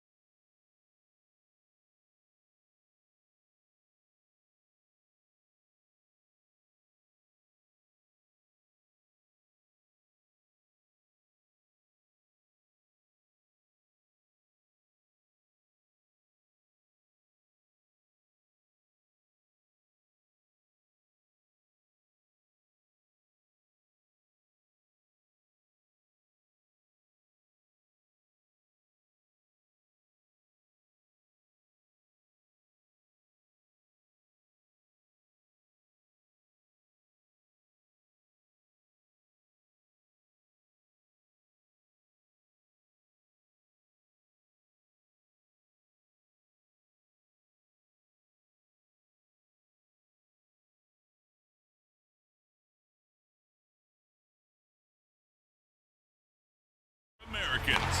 All of the sports we care about in Rochester are right here on The Fan Rochester. Listen anytime on the free Odyssey app. The Fan Rochester Sports Update. The deciding Game 5 for the Rochester Americans against Syracuse, on pace to be a sellout. As of now, 8,300 tickets have been sold for this game. Head coach Seth Dafford on the amazing comeback in Game 4. That's a heck of a win, and that was an improbable win. And they can enjoy this as brothers and as teammates. Take a day off tomorrow, and then we'll start chipping away at getting them refocused after that. We'll talk to the Hall of Famer, the voice of the Rochester Americans, Don Stevens, coming up next here in the Sports Bar. NBA tonight, 2 games. The Knicks and Pacers begin at MSG. It's Game 2, Minnesota and Denver. Timberwolves are up 1-0. The Red Wings off today. They begin a series tomorrow at Scranton Wilkes-Barre. Top of the second in the majors, just 1 game, no score between the Giants and the Phillies. Yankees off tonight. The Mets are in St. Louis. Gene Battaglia, the sports leader, 95.7 FM and AM 950, The Fan Rochester. Top Shelf Sports Talk. You're hanging out in the Sports Bar with Danger and Battaglia on the Sports Leader, 95.7 FM and AM 950, The Fan, Rochester. Turn back on the near wing. Yops turns, wrist shot, knocked down. They score! Murray in front of the net, finds the rebound, hammers it in. Murray with the winner. The Amerks win it in overtime. Wow, what a comeback. 4 unanswered goals for the Amerks. Put it away here, and the Amerks victorious. Live to play another day. The voice of the Rochester Americans joining us now in the Sports Bar, Hall of Famer Don Stevens. Of all your calls through all the years, Don, the most improbable in the postseason on Saturday night. I mean, walk us through that moment. That was ridiculous. You know, it was actually ridiculous. It was back to the end of the second period when they, by 3 goals, I'm sorry, we're going to do this week, coming up. We got a goal and thinking to make a game of it. And then we got that second goal, and they're going to win this game. When back to within a goal and thinking, yeah, they're going to win. And it ended up getting the third goal. Of course, these 2 teams are going to go to overtime. I mean, what do you expect? Going to overtime, and then had some glorious in the overtime session, but didn't. And I can't, seems like maybe. Hey, Don, we're having some connection issues here with Don, trying to get him on. Let's see if we can get Don back on the blower. Maybe try and get Don on a landline, because his cell seems to be breaking up there quite a bit on us, and we want to make sure we get the full picture from not just Saturday night, but a look ahead to what is in front of this team here with a decisive Game 5 in their series against Syracuse. You'll be able to hear the action on the Fan Rochester starting at 7 o'clock. And as Gino and I mentioned earlier today, we will be live at the arena from 3 until 7, right up until puck drop, as your kind of extended Amerks pregame show for Game 5 there Friday afternoon. So if you have plans and you already have your tickets to go to the game, make sure you stop by and say hello. And if you haven't gotten your tickets yet, what are you waiting for? Because it looks as if this will be a sellout. Tickets are moving fast and only a few seats remain. So if you haven't gotten your tickets yet for the Game 5 against Syracuse at Blue Cross Arena Friday night, move fast. The Blue Cross Arena box office. Check out Amerks.com, Ticketmaster as well, and get in there for what will be, I imagine, a memorable game Friday night as the Amerks look to close out the Syracuse crunch after falling the down 3 in that game Saturday, and the miraculous comeback, 4 goals unanswered with the overtime winner from Brett Murray on Saturday night. This is like, technology here in the year 2024. Don, what's a different number you could... I think this might be. All right, so we got Don back on the blower. We got Don hopefully on a landline here so that we can understand what he was saying, because that was a little bit of a rough sell there that we had a little rough patch with Don. Don, good to have you back on with us. And I'm sorry, man, we had a bad connection, and it was really challenging to get your take on that call from Saturday night. We know how improbable that win was for the Amerks. What was that feeling like there in the arena for you? Well, actually, it was a long-term feeling back to the start of the third period or the second intermission. I'm thinking, okay, well, what am I going to do this week? We come out 19 seconds and score that first goal. I'm thinking, well, okay, they're going to make a game of it. And then we got that second goal, and I'm thinking, you know what, they're going to win this game. And then the third goal is tied up, and of course they're going to overtime between these two teams. I mean, what do you expect? You know, it's going to be overtime, and the thing was that Syracuse had some glorious opportunities in the overtime to put it away. There were a couple of times they had like a full empty net to shoot at and miss. So I'm thinking at that point, well, okay, the Amerks got a little luck on their side here tonight, and sure enough, the thing was they finally were jamming the front of the net and getting as many bodies in front as they could, and it paid off. And Big Murr, as I call him, was there to finish the job. Yeah, Bryro with 2. Murray gets the game winner in overtime. Don, what was it like there in that building in Syracuse? Because listening to you certainly sounded like there was a lot of Amerks fans on hand. First of all, you're mentioning Biro and Murray. I also want to mention Joe Ciccone, for example. He really started off the scoring with a tremendous pass to Biro, and then Rusek with 3 assists. Those guys, that line was just tremendous. But anyway, the building was rocking. Even before the start of the game, you could hear the fans outside and chanting, and basically the Rochester fans took over the building. They said, "Hey, Syracuse fans, it's our building, and we're having the night," and they certainly did. I believe they were a huge part in helping the Amerks in their comeback. Pretty remarkable to see, just to see how this series has gone. And I want to go back to last week when you had the double overtime thriller and you have your goalie making 60 saves and you have an opportunity in that game, an amazing offensive opportunity with a 2-on-0 that you're not able to capitalize on. I look at the way that game ended. I look at the way this game ended, and I think to myself going into Game 5, I worry that there's maybe a little bit more pressure on the Amerks to get this done than there is on the crunch done. What are your thoughts on that? Well, my thinking is that there's a lot of pressure on both teams. I don't know that one has any more pressure than the other. Certainly the Amerks do have pressure on to win that deciding game on home ice, but on the other hand, Syracuse, year after year after year, they just can't seem to beat Rochester. The Amerks have beaten Syracuse, 5 out of 6 times in the playoffs so far.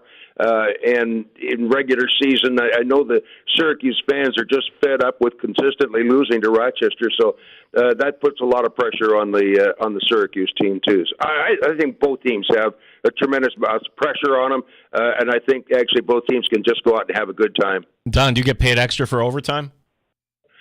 Actually, no. I think this stat is just it's fun to share. That's the first time the Amerks have played 3 straight overtime games in a series since before you were calling the games, Don. You got to go back to 1983, the defunct New Haven Nighthawks. What is it about Rochester and Syracuse? We saw this back in the regular season that quite often 60 minutes is not enough.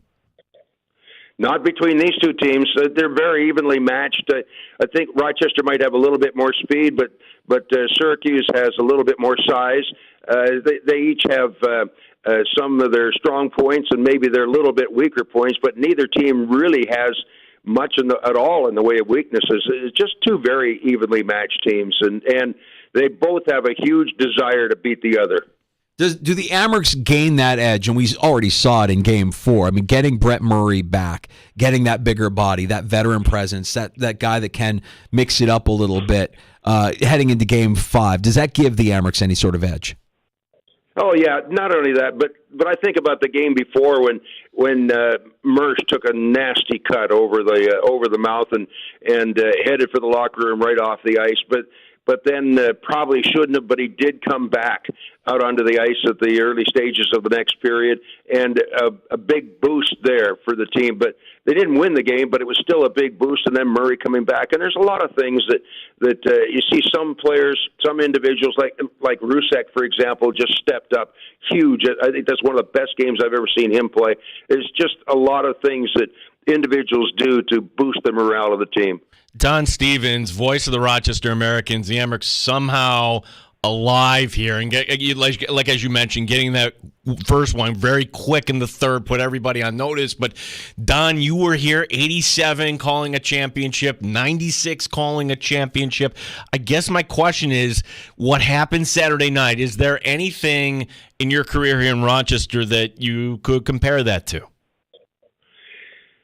You know what? This team has had a lot of years where where they have been so strong, and you just knew they were going to come back. They'd get down in a hole and have some great comebacks over the years. So it's not out of the ordinary. Perhaps the timing of this one is just huge because it comes in a playoff game and a do-or-die situation.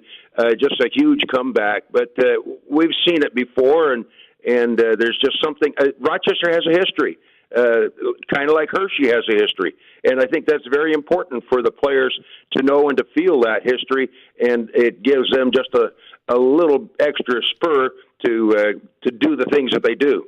Don, what have your eyes seen this series so far out of the youngsters? And look, they're getting more and more playoff experience. It's their second postseason. But tell me what you're seeing out of Kulik and Roseanne so far this season this series against Syracuse. How do I put it?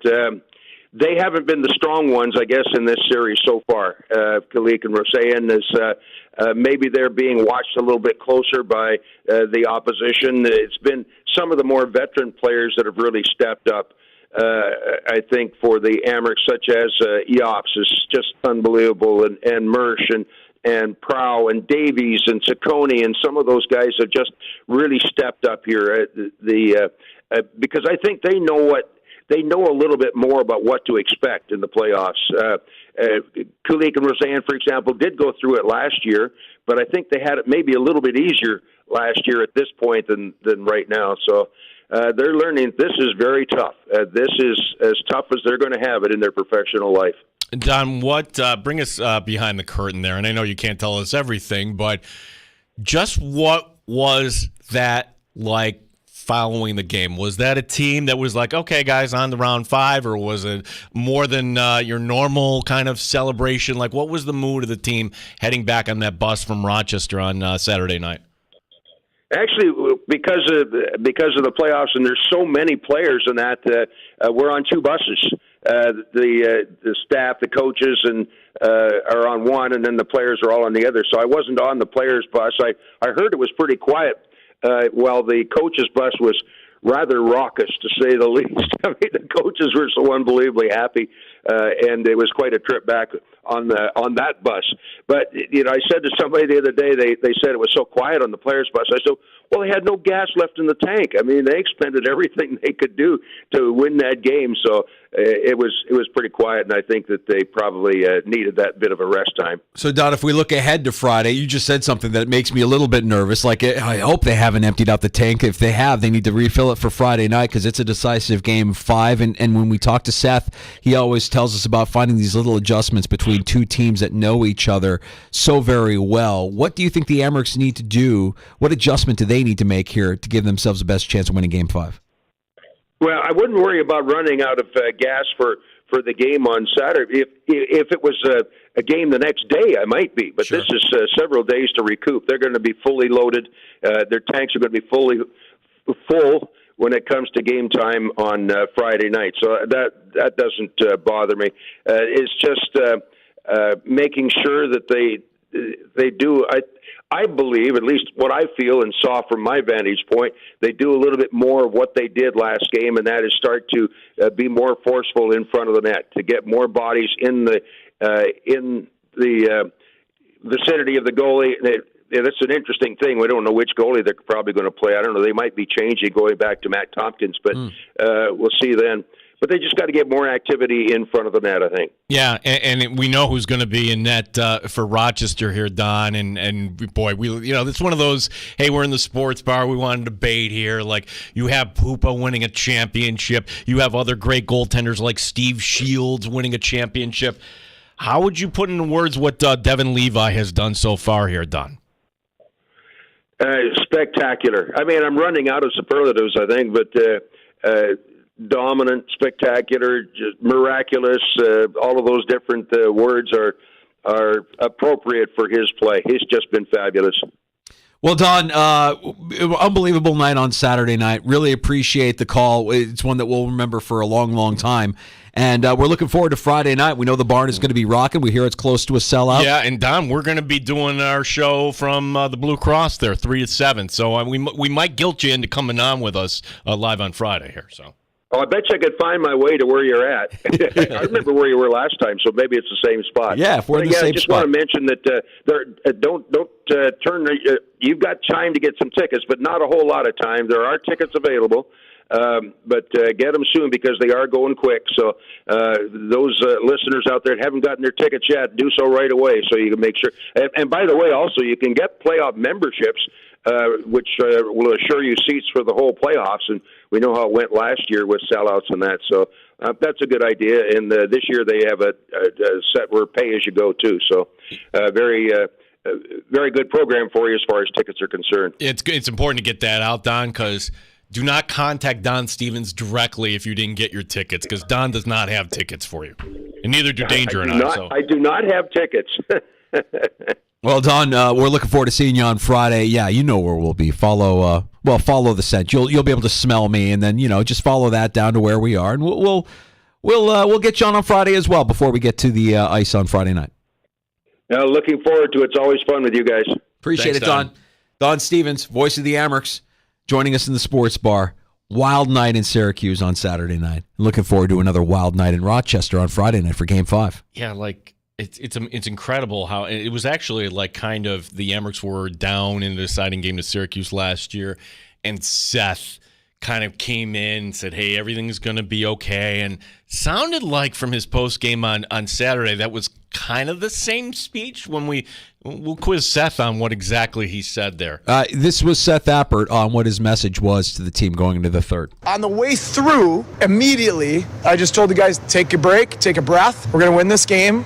We'll be back in 7 or 8 minutes to talk about it. And then when I came back, we just very calmly laid out how we believed we could get back into it. A few execution things systematically, and then, a few things just in terms of giving them something to shoot for. We got to get one in the first 6-7 minutes. If you get one in the first 6-7, you put the seed of doubt in their mind instead of them being able to ride out an easy victory. Then you get one in the next 7 or 8 minutes after that, and now you're sitting there 5 minutes to go, and you have a chance to tie it late. So credit to the guys that we got one in the first shift, so that helped. And Byro, Rusek, and Weisbach were just excellent in the third period, leading the way. Can't wait for Friday, man. I'm like, fired up. Yeah. Real fired up. I know Amerks fans are as well. Again, tickets are moving fast, so don't hesitate on that for Friday night, and we expect that it'll be a sold-out barn. Blue Cross Arena will be rocking with Syracuse coming in for that Game 5. No, the story can't end here, like for this team. No. That's why when you're saying the Amerks have pressure on them, I think Don's right. Like, who has more pressure? They both have pressure. For Syracuse, look at the Toronto Maple Leafs. They can't get by Boston every year. Like, oh my gosh, here we go again. Boom, boom, boom, down you go. Like if you're Syracuse, you're up 3-0 on your home ice in 20 minutes away, and you couldn't close that out. Somewhere in the back of your mind this week, you got to be thinking, you know what? It's not a bad time of year to go hit the links, or maybe wrap it up. I honestly, some of that has to be going on. Well, it'll be a memorable night for sure Friday night. We're going to be a part of that there from 3 until 7. We'll be live from Blue Cross Arena. If you're going to the game, make sure you stop and say hi to us. We'll probably be, I'm guessing we're going to be in that upper atrium concourse area there. If you go up the escalators to your right. Yeah. If that's our spot, that'll be great. And we'll have everybody on with us. Leading up to puck drop at 7 o'clock. Don will have the call, and you can hear all of Friday night's action here on your home for Amerks Hockey, the Fan Rochester. We can go over some of the NFL headlines coming up next, including, wait a second, Tank Dell got shot over the weekend? Was that this weekend or last weekend? Last weekend, yeah. So. Yeah, we see the recovery for Tank Dell, and a couple of other wide receivers of note taking visits with teams in the last 24 hours as well. And when will we get a schedule release from the NFL? We can debate that here in a little bit. That's coming up here on the Sports Bar. Danger and Battaglia on the Fan.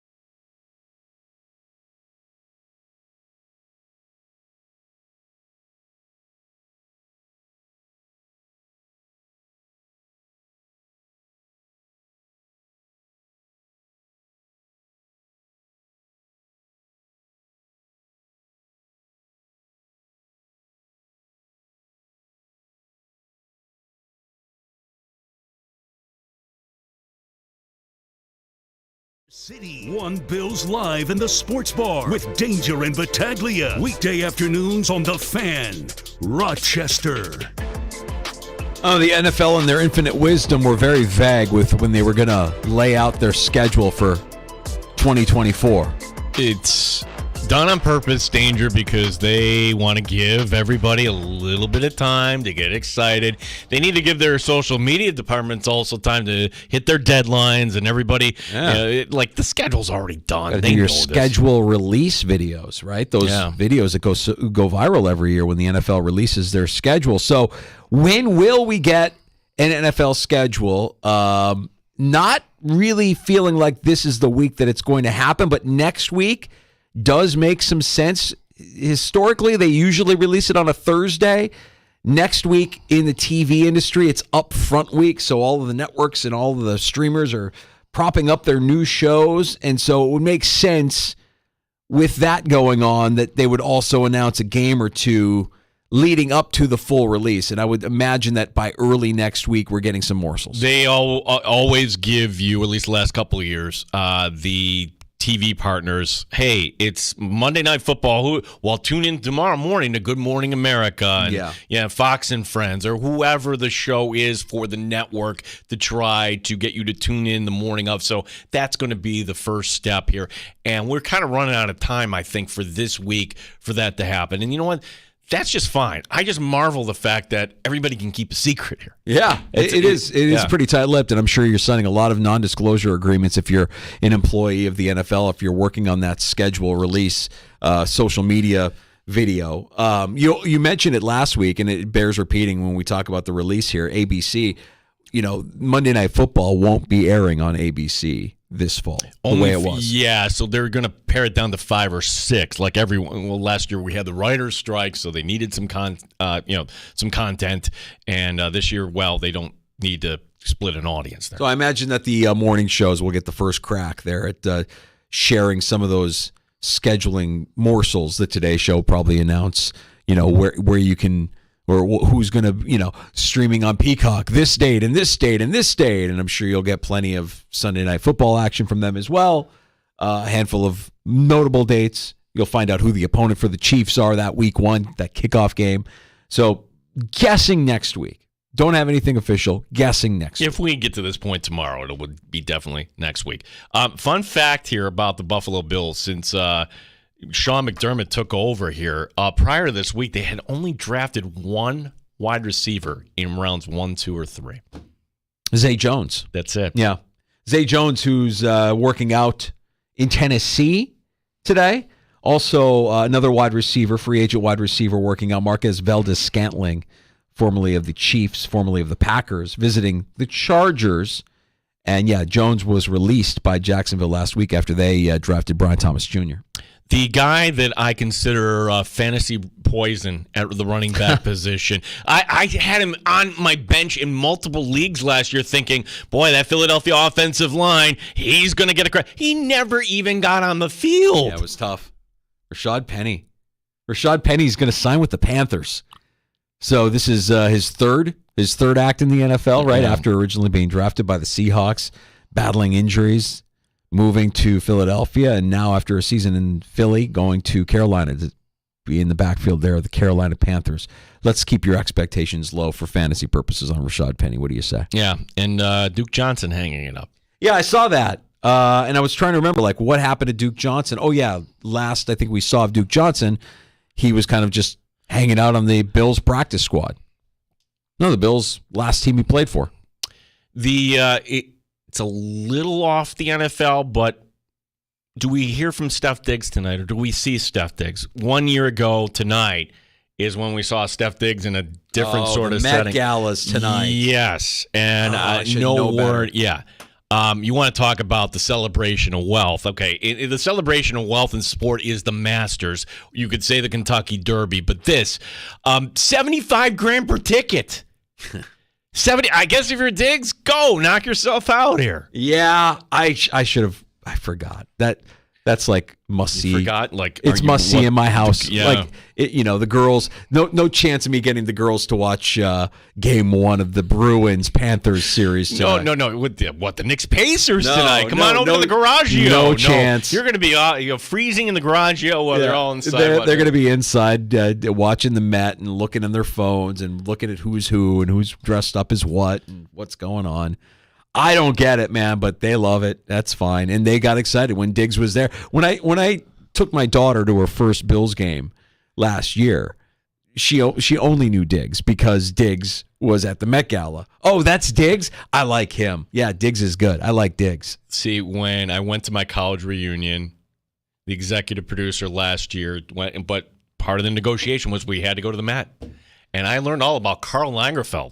Oh yeah. Oh yeah. Like that was a big deal. I took my kid to the Met. Yeah, when we were in New York City, I took her to the Met as well. She wanted to see it. We did the whole thing, and yeah, it's impressive. It's a lot of fun, and if you're into it, you're into it. It's not my first choice, but I'm not going to say that anybody. I'm not going to judge anybody harshly or negatively for enjoying the Met Gala tonight. So who from the NFL would show up at the Met tonight? You said Diggs was last year. Diggs was last year. So if Diggs shows up last year, like do you get another receiver that wants to say I'm the alpha here, like a CeeDee Lamb or somebody? Has Beckham ever gone to the Met? Because it feels like something Odell Beckham Jr. would do. I wonder if Odell Beckham Jr. has ever been to the Met. Who else could potentially show up to the Met Gala tonight? If not Diggs, who? I'm saying OBJ.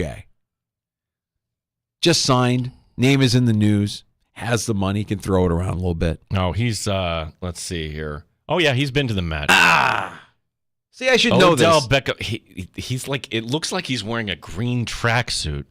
He is wearing a $650,000 diamond chain. Oh. With Gucci sweats? Yeah. That's impressive. All right. So, all right, I was right. He was somebody. Maybe a New York Jet. Maybe we see. Oh, Rodgers. I mean, there's cameras. Rodgers. How could you overlook the obvious? There's cameras everywhere. If he's around, maybe. Happy hour is next, and we have time for your calls at 866-4326. You know what I'd love to hear from? I'd love to hear from an Amerks fan who was in Syracuse Saturday night. I would love to know what that was, because it sounded like an Amerks takeover. And it felt like it was an Amerks. And certainly that third period was an Amerks takeover as they get the overtime win. Four unanswered goals to force the Game 5 coming up here on Friday. 866-4FAN if you want to pull up a stool. 585-866-4326. More on the way in the Sports Bar.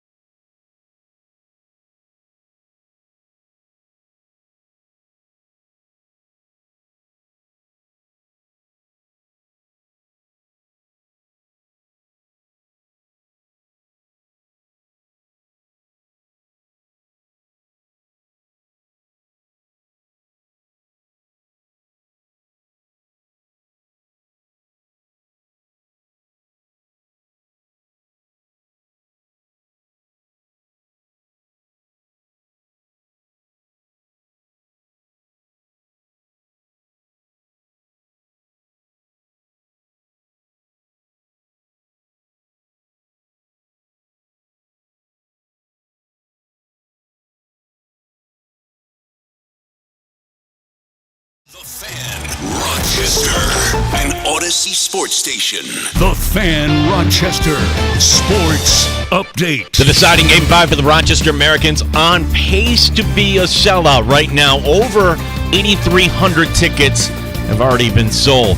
About that Game 4, head coach Seth Appert on Brett Murray getting the game winner. We're a better team with him in the lineup. We're a stronger team. We're a tougher team. We're a braver team. And I think he had 4 or 5 tips at the front of the net that easily could have went in that didn't. And obviously then he gets rewarded there at the end with a blue paint goal.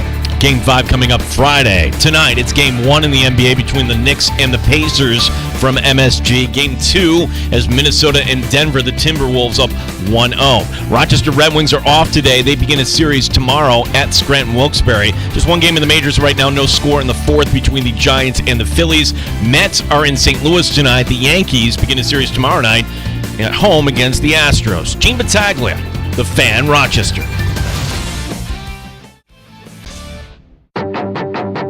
The Sports Bar with Danger and Battaglia. What a huge weekend. I avoided the Brady roast. The roast. Bill Belichick's funny. That was not the best roast ever, but it was pretty damn good. Mike Danger. Posted and toasted. Like that one. Bounding and astounding.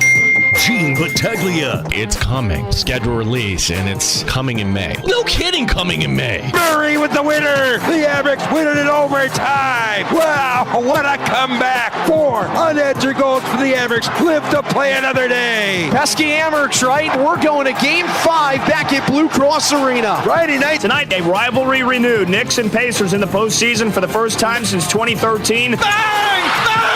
Oh, what a shot! T-Wolves at Denver. I think Minnesota can win tonight. The Wolves. And Anthony Edwards comes out as the star. Cleveland, This is for you! Welcome to the National Stanley Cup playoffs. the Stars beat the Golden Knights 2-1 in Game 7. The New York Rangers. The Kentucky Derby is still relevant. 95.7 FM and AM 950 The Fan. Rochester.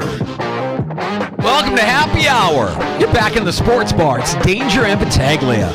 Hey, glad you've made us part of your afternoon routine. If you're listening at 95.7 FM, AM 950, driving home, maybe you're in the free-to-download Odyssey app where we sound our best. If you're home on your smart device, ask it to play 95.7 The Fan. You can even watch the Sports Bar on our YouTube channel at The Fan Rochester. Don't forget to like and subscribe.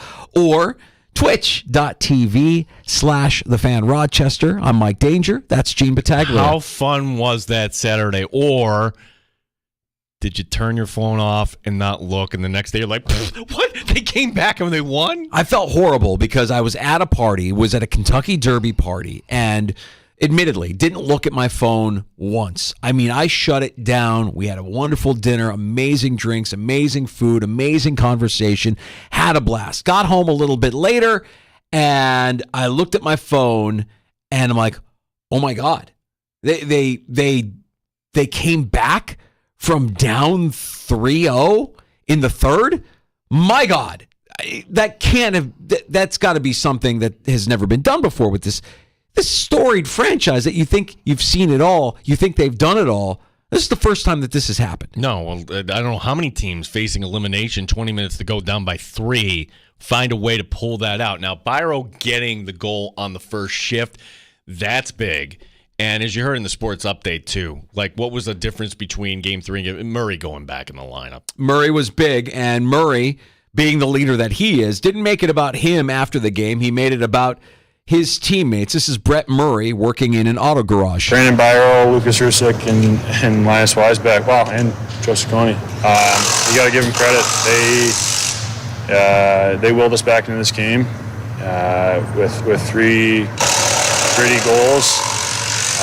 Sometimes that's what you need. I think that's credit to them. They brought us back, and I was just fortunate enough to tap them in. That's great sound. I almost feel like the Dandelion gave us to that so we would make fun of the background noise. What is it? Are they putting back up the glass there? Taking the glass down? What are they doing? Drywall? Yeah. Building? Is this Habitat for Humanity? I mean, I know we're good in the community, but my goodness, can we get... Murray's a big difference, and Seth Appert, mentioned that, as you heard in the sports update there with Gino, that they're a better team with Murray. The vets have stood up in a big way here in this series, and if the kids get clicking with the vets, I have a feeling what Don said is true, that they've kind of that Syracuse has made it so that we're not going to let the kids beat us. We're not going to let Kulik and Roseanne beat us. Which that's fine. So the Weisbeck line stepped up. Yeah. Got 2 goals. Yeah. Weisbeck, Ciccone, and Byro. Fantastic. And if you're curious, because who isn't, I mean, what do you do if you're Seth Appert? If you're the head coach of the team and your season is on the line and you're down 3 nuts going into the third period, what are you telling your guys? On the way through, immediately, I just told the guys, take a break, take a breath. We're going to win this game, and we'll be back in 7 or 8 minutes to talk about it. And then when I came back, we just very calmly laid out how we believed we could get back into it. A few execution things systematically, and then, a few things just in terms of giving them something to shoot for. We got to get one in the first 6-7 minutes. If you get one in the first 6-7, you put the seed of doubt in their mind instead of them being able to ride out an easy victory. Then you get one in the next 7 or 8 minutes after that, and now you're sitting there 5 minutes to go, and you have a chance to tie it late. So credit to the guys that we got one in the first shift, so that helped. And Byro, Rusek, and Weisbach were just excellent in the third period, leading the way. It's a funny game, Gino, because it's most of the time when you feel like you don't have a chance, you don't hear the coach go in and say, hey, we're going to win this game. But hockey is one of those things where I don't know what it is. You just pull from a place that you don't know exists, and you can get more. I mean, I felt it as a kid. I bet you your son felt it as a kid, too, that you're playing against an opponent and you're thinking to yourself, no chance. But you know going in, while there might not be a chance, you just kind of size them up and you look it over and you're like, yeah, we're going to win this game. We're going to beat a team that we shouldn't beat, or we're going to beat the odds. It's the same exact tactic Seth used last year in a deciding game in Syracuse, and the team was down. I think they were only down by 1, but it was, guys, everything's going to be fine here. Everybody take a deep breath. I'll be back in 8 minutes. It's just the coach letting everybody know, hey, we've got your back here.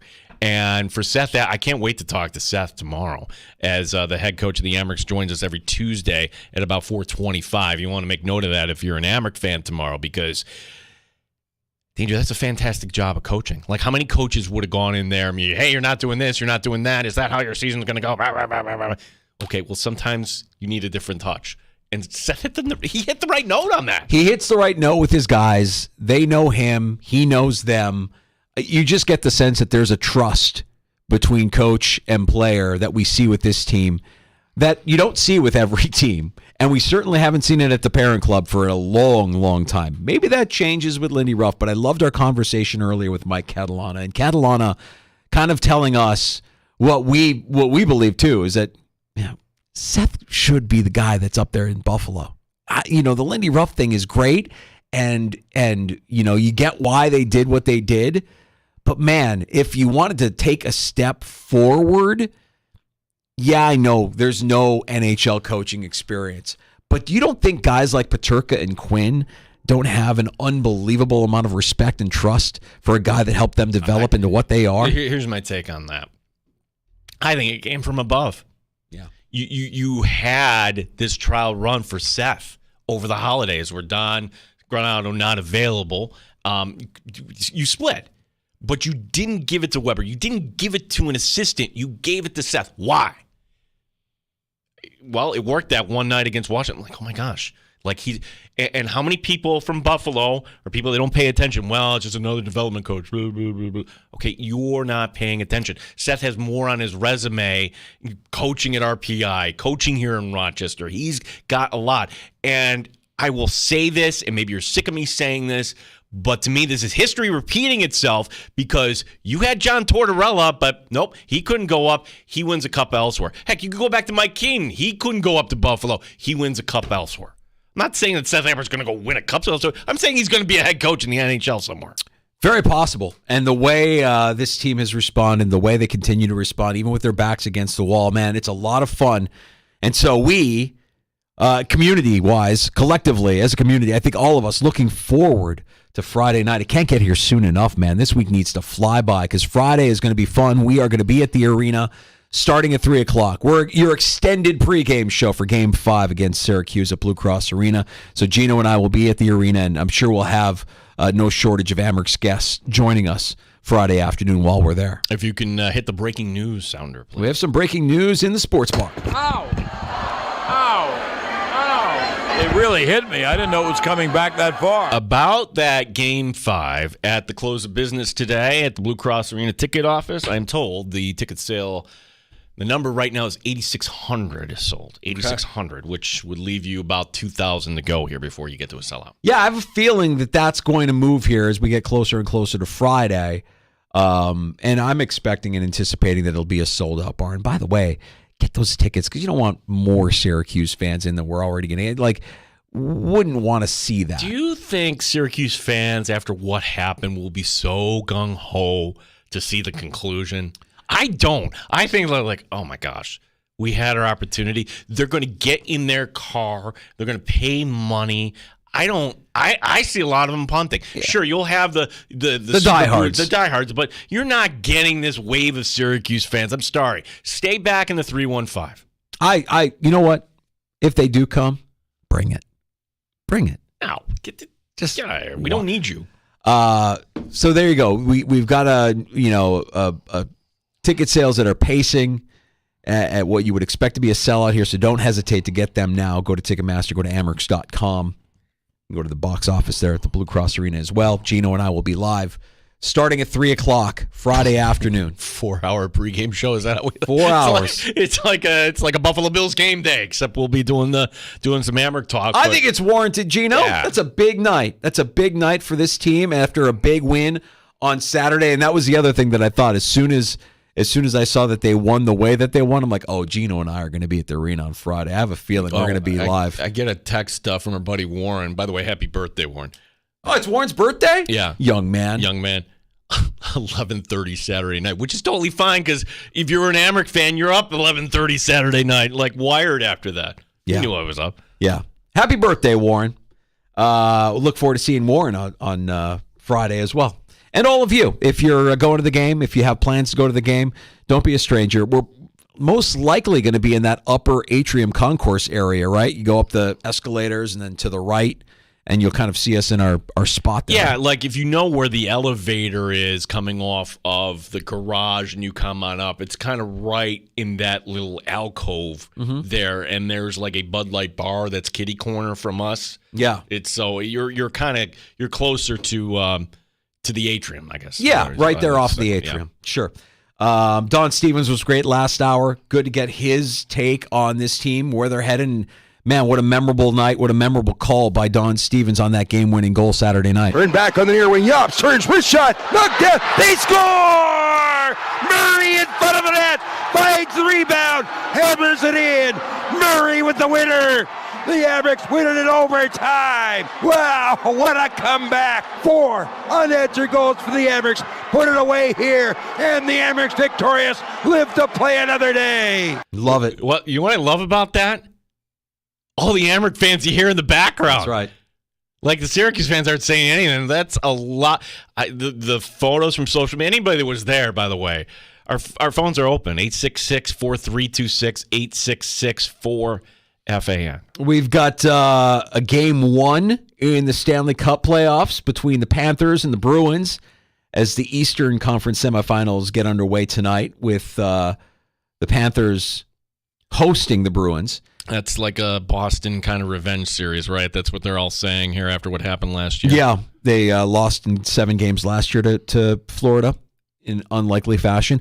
Yesterday, hey, listen, if you're a Rangers fan, congratulations on getting that game 1 win, but that was a little tight there at the end, and the Hurricanes are no slouch, obviously, and the Rangers get the early series advantage there. Could we have Boston, New York, in both the NHL and the NBA conference finals? That would be something. That would be unbelievable. That would be something. The Knicks get underway tonight in their series against Indiana at Madison Square Garden. Talking with my buddy John Guerin over at Fisher. Now, he loves the Knicks. And honestly, follows it much closer to me, the NBA.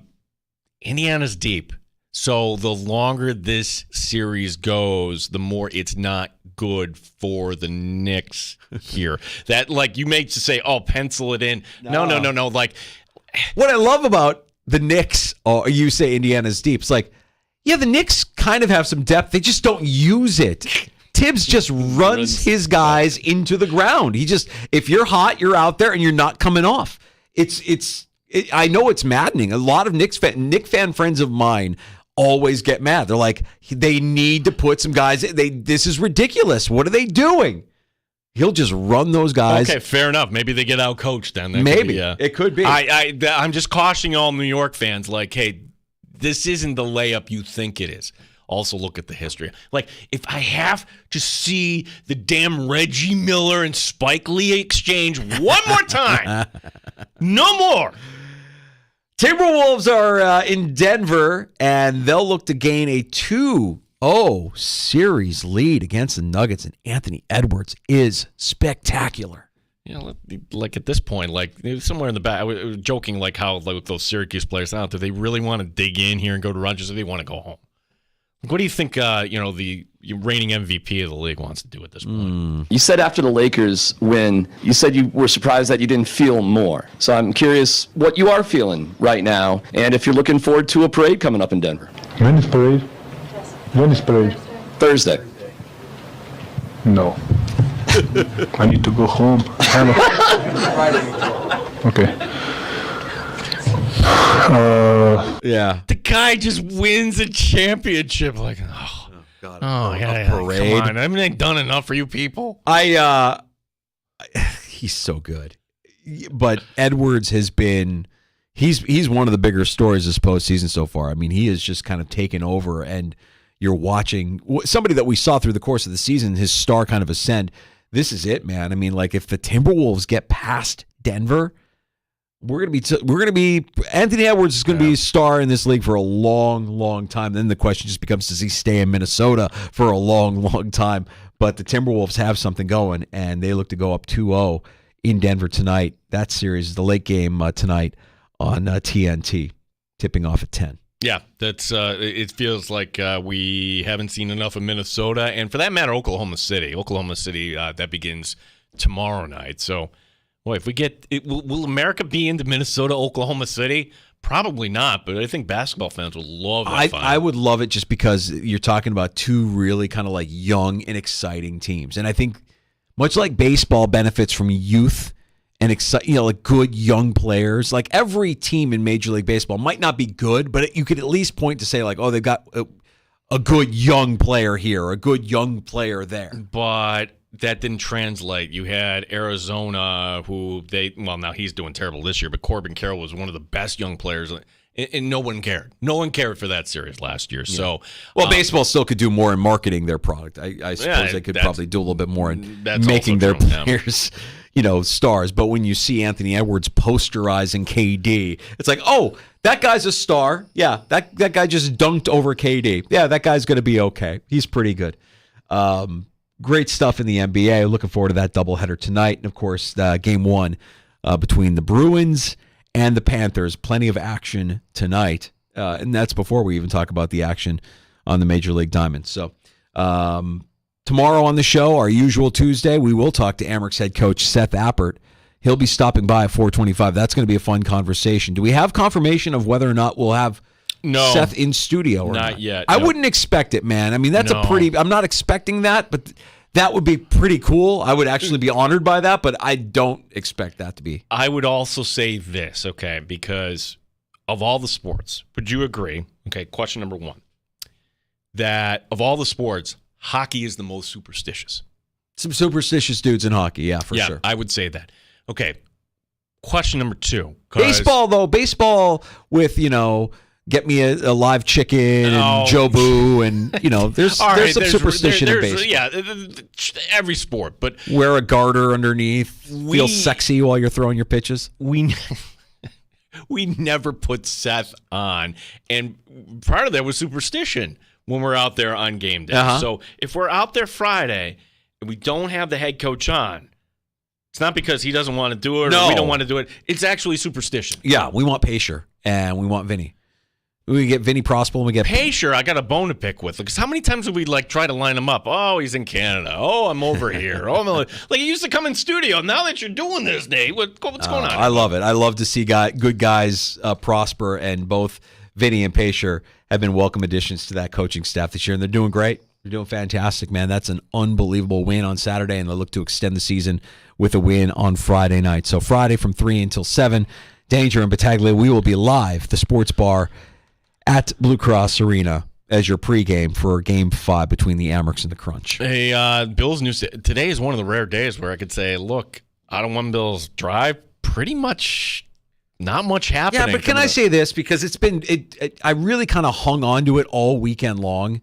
Because Friday, there was some Bills news. Right, and Friday we're kind of reacting to it, but you stewed on this. I really did, man. I thought about it. I'm like, what are they doing with Chase Claypool? I get it. You need to you got to get to 90. You need camp bodies. There's no risk. You never know. He's never had a quarterback like Josh Allen. The guy is a bum. He's a bum.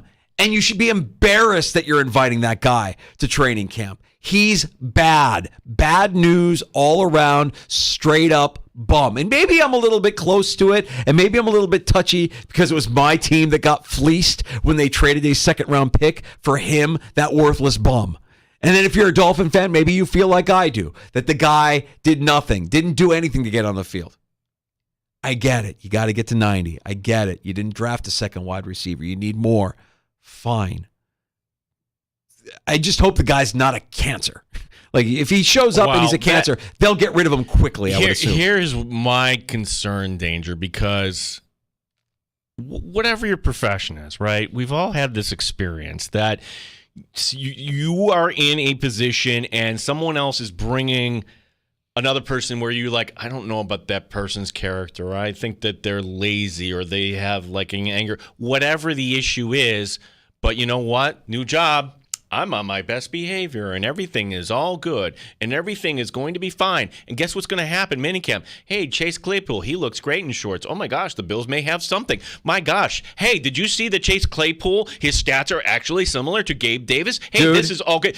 And then when you get into the season, when it actually matters, he's not blocking for you. Dude, I'm not going to allow myself to do it. I'm not going to do it. I don't care how good he looks in shorts. I don't care how fast and how precise his routes. I'm not giving that guy any shine during the preseason. No. I don't give a chance of making this team. He will revert to who he is. That's right.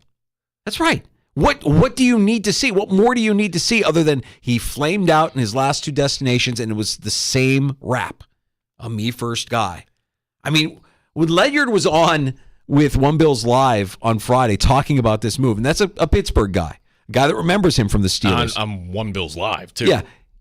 There was a polite way of saying the guy's a bum. He didn't say like what I just said.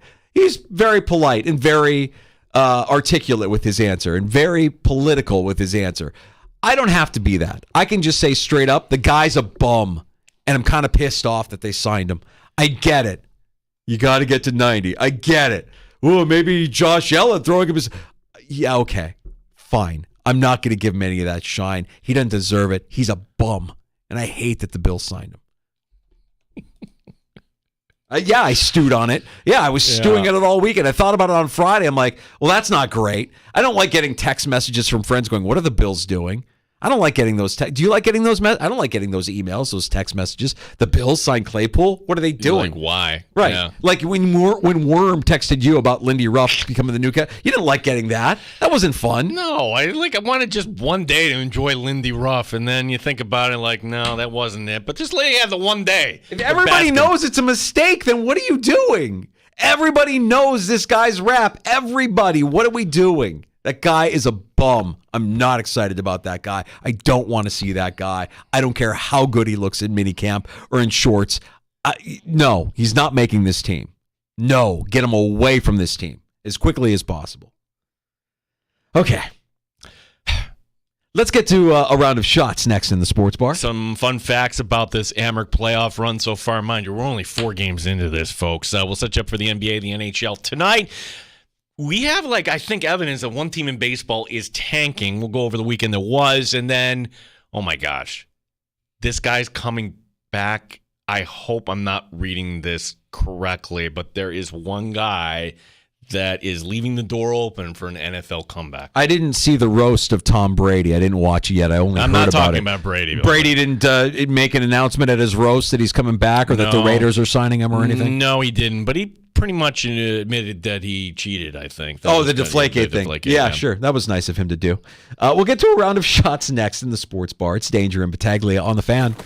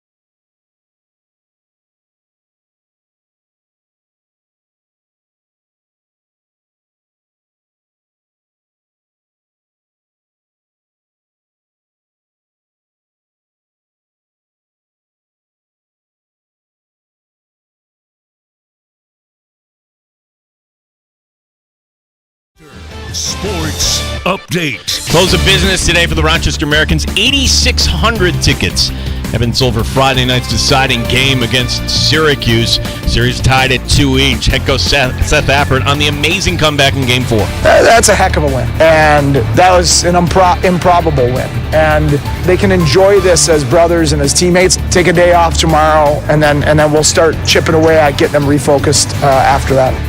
Game 1 tonight between the Knicks and Pacers at MSG. Also tonight from the NBA, Minnesota and Denver. That's Game 2. Timberwolves are up 1-0. The Red Wings are off today.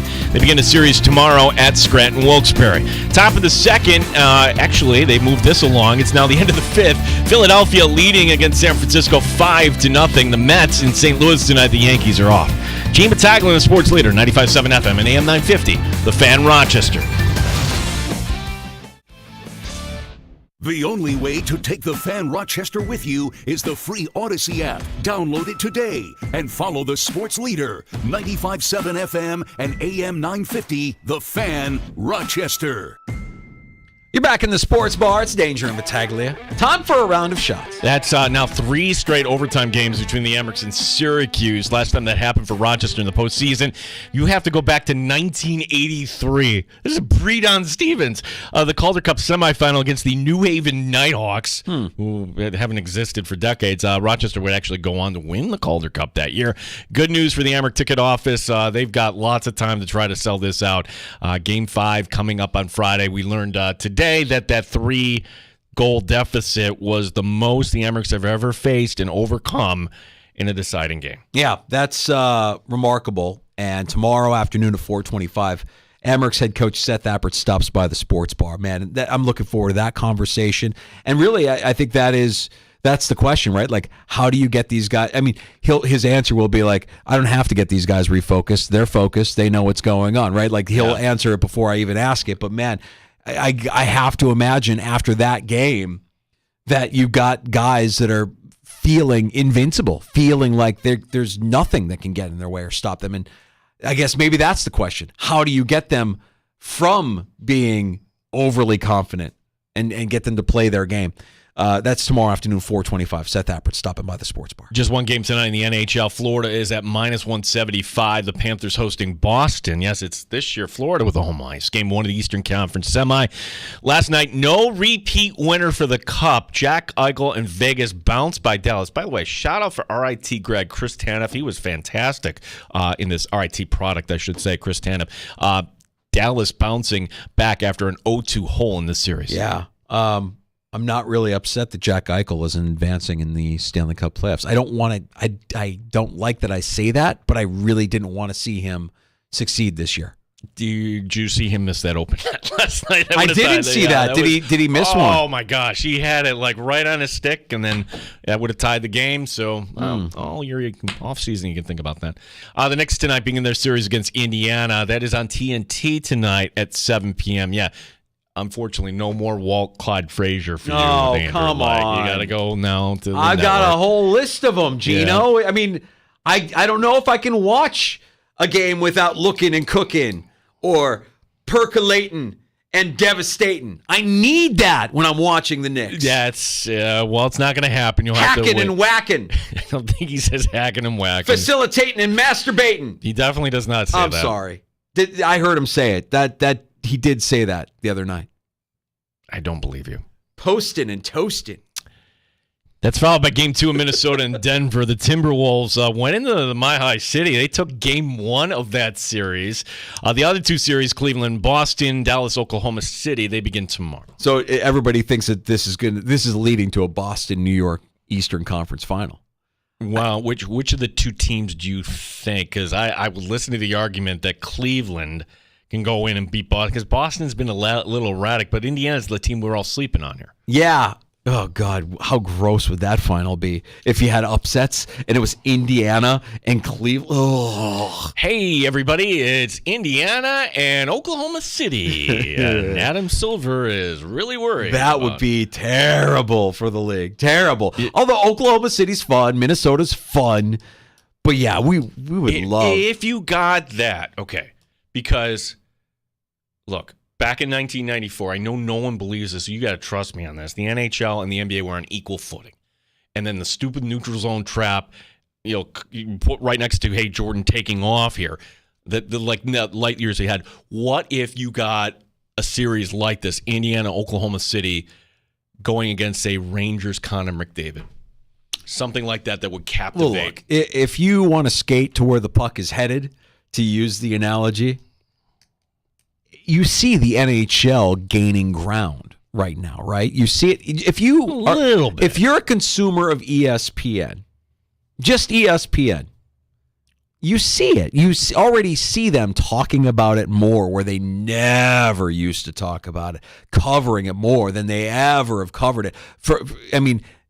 Back when it was popular, it was when ESPN was still kind of like booming, and they had the NHL, and the NHL's decline in popularity coincided with them leaving ESPN. But ESPN isn't what it was, though. Correct. And the world has changed, right? And you can get your content anywhere, and it's very fractured and very fragmented.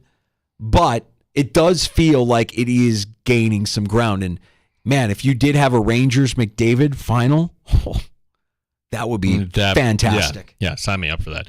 Certainly looks like we're going to have a team tanking in baseball here at Danger. From over the weekend, the Miami Marlins traded away their defending batting champion, Luis Arias, gets shipped off to the Padres. Then the Marlins gave up 20 runs in Oakland. I was trying to figure out why Arias got traded. It makes zero sense at all unless you're tanking. Was there something going on that we didn't know about? I have no idea. Now, Minnesota got a good pitcher in return when they shipped their eyes down to Miami, but I don't know if anybody is going to provide any wins going in return to Miami in that trade. Bad. Other things from baseball, the LA Dodgers beginning to assert themselves, sweeping Atlanta. Shohei Ohtani with 2 home runs in the win Sunday.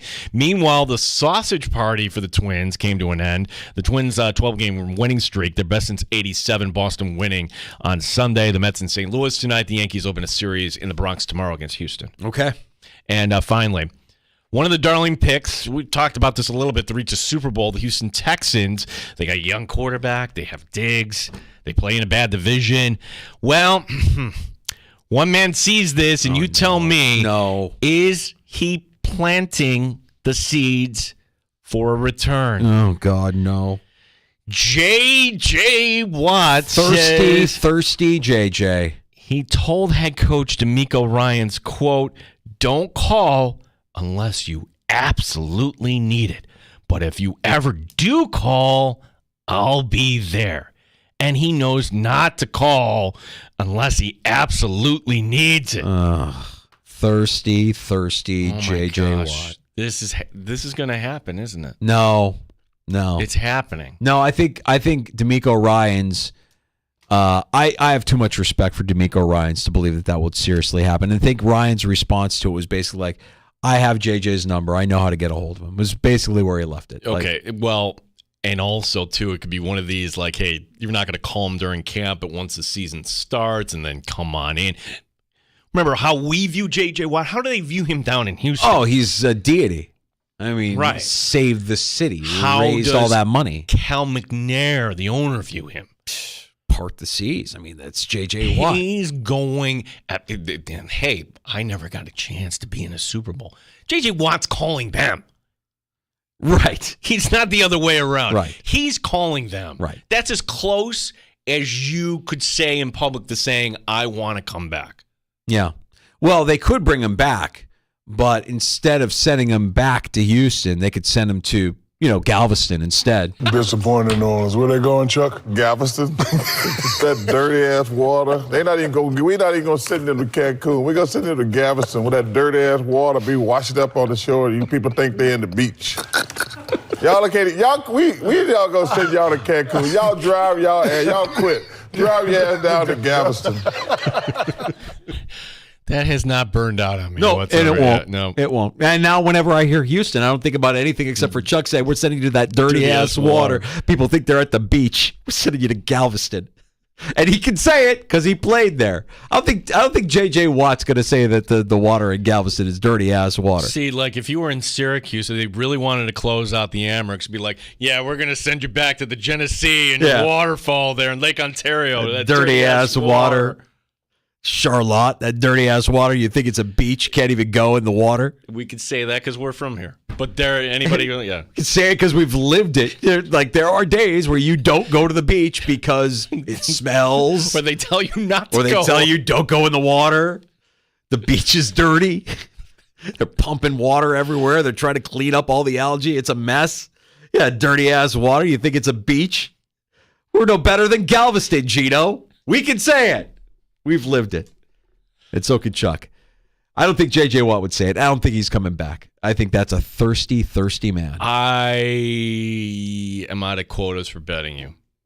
So I'll just file that one away. Oh, you want to bet on whether or not J.J. Watt makes a return to the NFL? Listen, like Bill Belichick getting rave reviews. He is reshaping his image, and I will be enjoying a nice full You think box of Belichick wine. is coming back? You know, if anything, Belichick is making his case to never have to come back because he's so good at doing all the stuff outside of coaching. The word on the street is he killed last night in the Brady roast. He was funny, and he's been funny. And he's going to be on the Manning cast this upcoming season. Yeah, and it'll be funny. And when you're an owner, whether you're Jeffrey Lurie or Wellington Mara, the Mara family, you're looking at Jerry. Yeah, you're going to look at an old guy who's on the Manning cast, whose best days are behind him, and you're not going to bring him back. You're going to say, you know what, Bill, you're best suited now in the media. You do a great job. Really, really enjoyable work.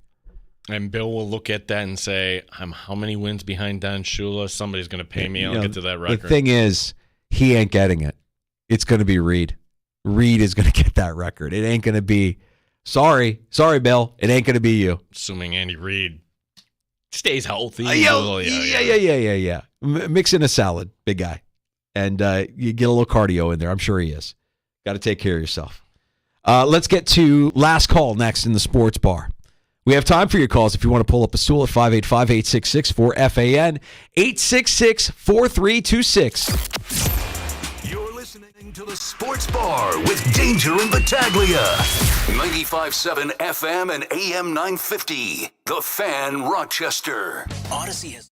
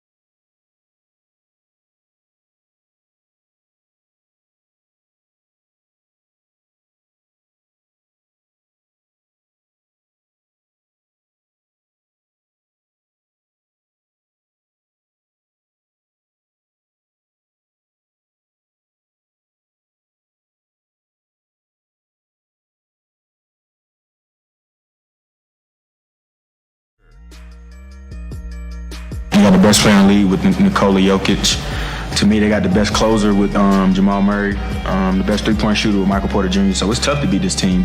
It's not just my mentality; it's the team mentality. We come in and we know it's going to be a war.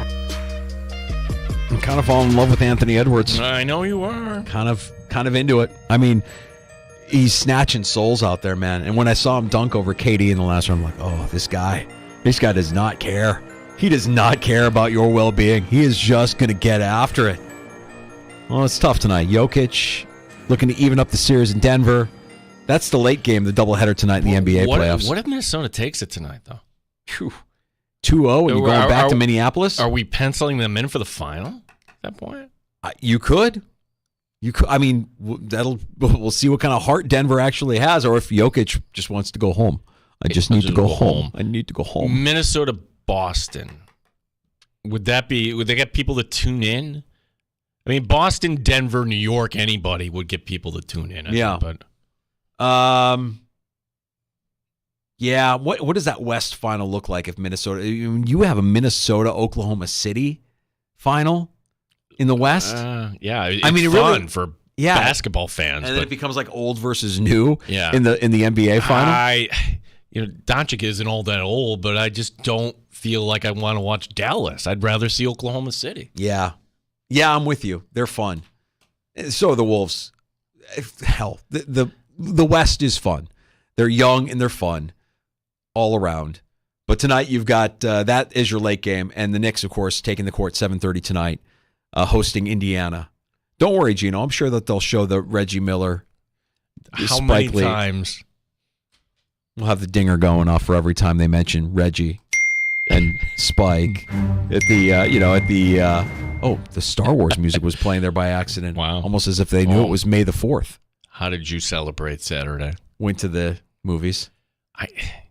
Nerd. What are you talking about? Well, it wasn't even my idea, buddy. No! Oh, you're just being a dad. I raised them right. They're like, Dad, it's the 25th anniversary of the Phantom Menace, and it's on May the 4th. What do you think? I'm like, you don't have to say that twice. We're going. We did a little matinee at Tinseltown. 25th anniversary of episode 1. Nerd! May the 4th be with you. Tomorrow on the show. It's our Tuesdays. You know Tuesdays are big here in the Sports Bar. We'll talk plenty of Bills with Matt Perino. We'll see if he shares my opinion that Chase Claypool's a bum. I think Matt might kind of be a little bit more political. A little, yeah. Have a different temperament. I don't have to be political, though, right? Like, no, we don't have to do anything. Nobody's telling you to say anything. All right, I don't have a credential. Like, I'm not going to the post. I'm not asking Sean McDermott any direct questions. We'll talk to Brandon Bean at training camp. I'm sure we do every year. I don't know that I'll say to him, "Hey, Brandon, what's up with signing that bum Claypool?" Perino at 3:25 tomorrow, covering the Bills for the Syracuse Post-Standard, and very excited to talk to Amerks head coach Seth Apper tomorrow afternoon at 4:25. Who knows, by tomorrow, I mean, we're going to be inching closer and closer to a sellout for Friday night. It's going to happen, so just be advised. If you want to go to that game, I would suggest getting online tonight. Programming note, Friday, Gino and I will be at the arena. We'll do the pregame. From 3 until 7, we'll be live from Blue Cross Arena. That little concourse up in the upper atrium there. Look for us, and I'm sure we'll have plenty of Amerks guests leading up to puck drop at 7 o'clock. You'll hear all of the Amerks postseason action on your home for Amerks Hockey, the Fan Rochester. You know what dawned on me? Tell me. Tomorrow night's the NHL Draft Lottery. Oh, it used to be such a countdown. Will the Sabres win? Now it's like, oh, great. They won again. Sure. Mm-hmm. Yeah, Tomorrow, starting at 3 o'clock, we return with a brand new episode. And if you missed Don Stevens, if you missed 13 Web Sports Director Mike Catalana, you can catch up wherever you get your podcasts. Search out the Sports Bar. And in the free-to-download Odyssey app with Rewind, you can go back and listen to any part of the show that you may have missed for the next 72 hours. JR Sport Brief next on the Fan Rochester. Have a great night.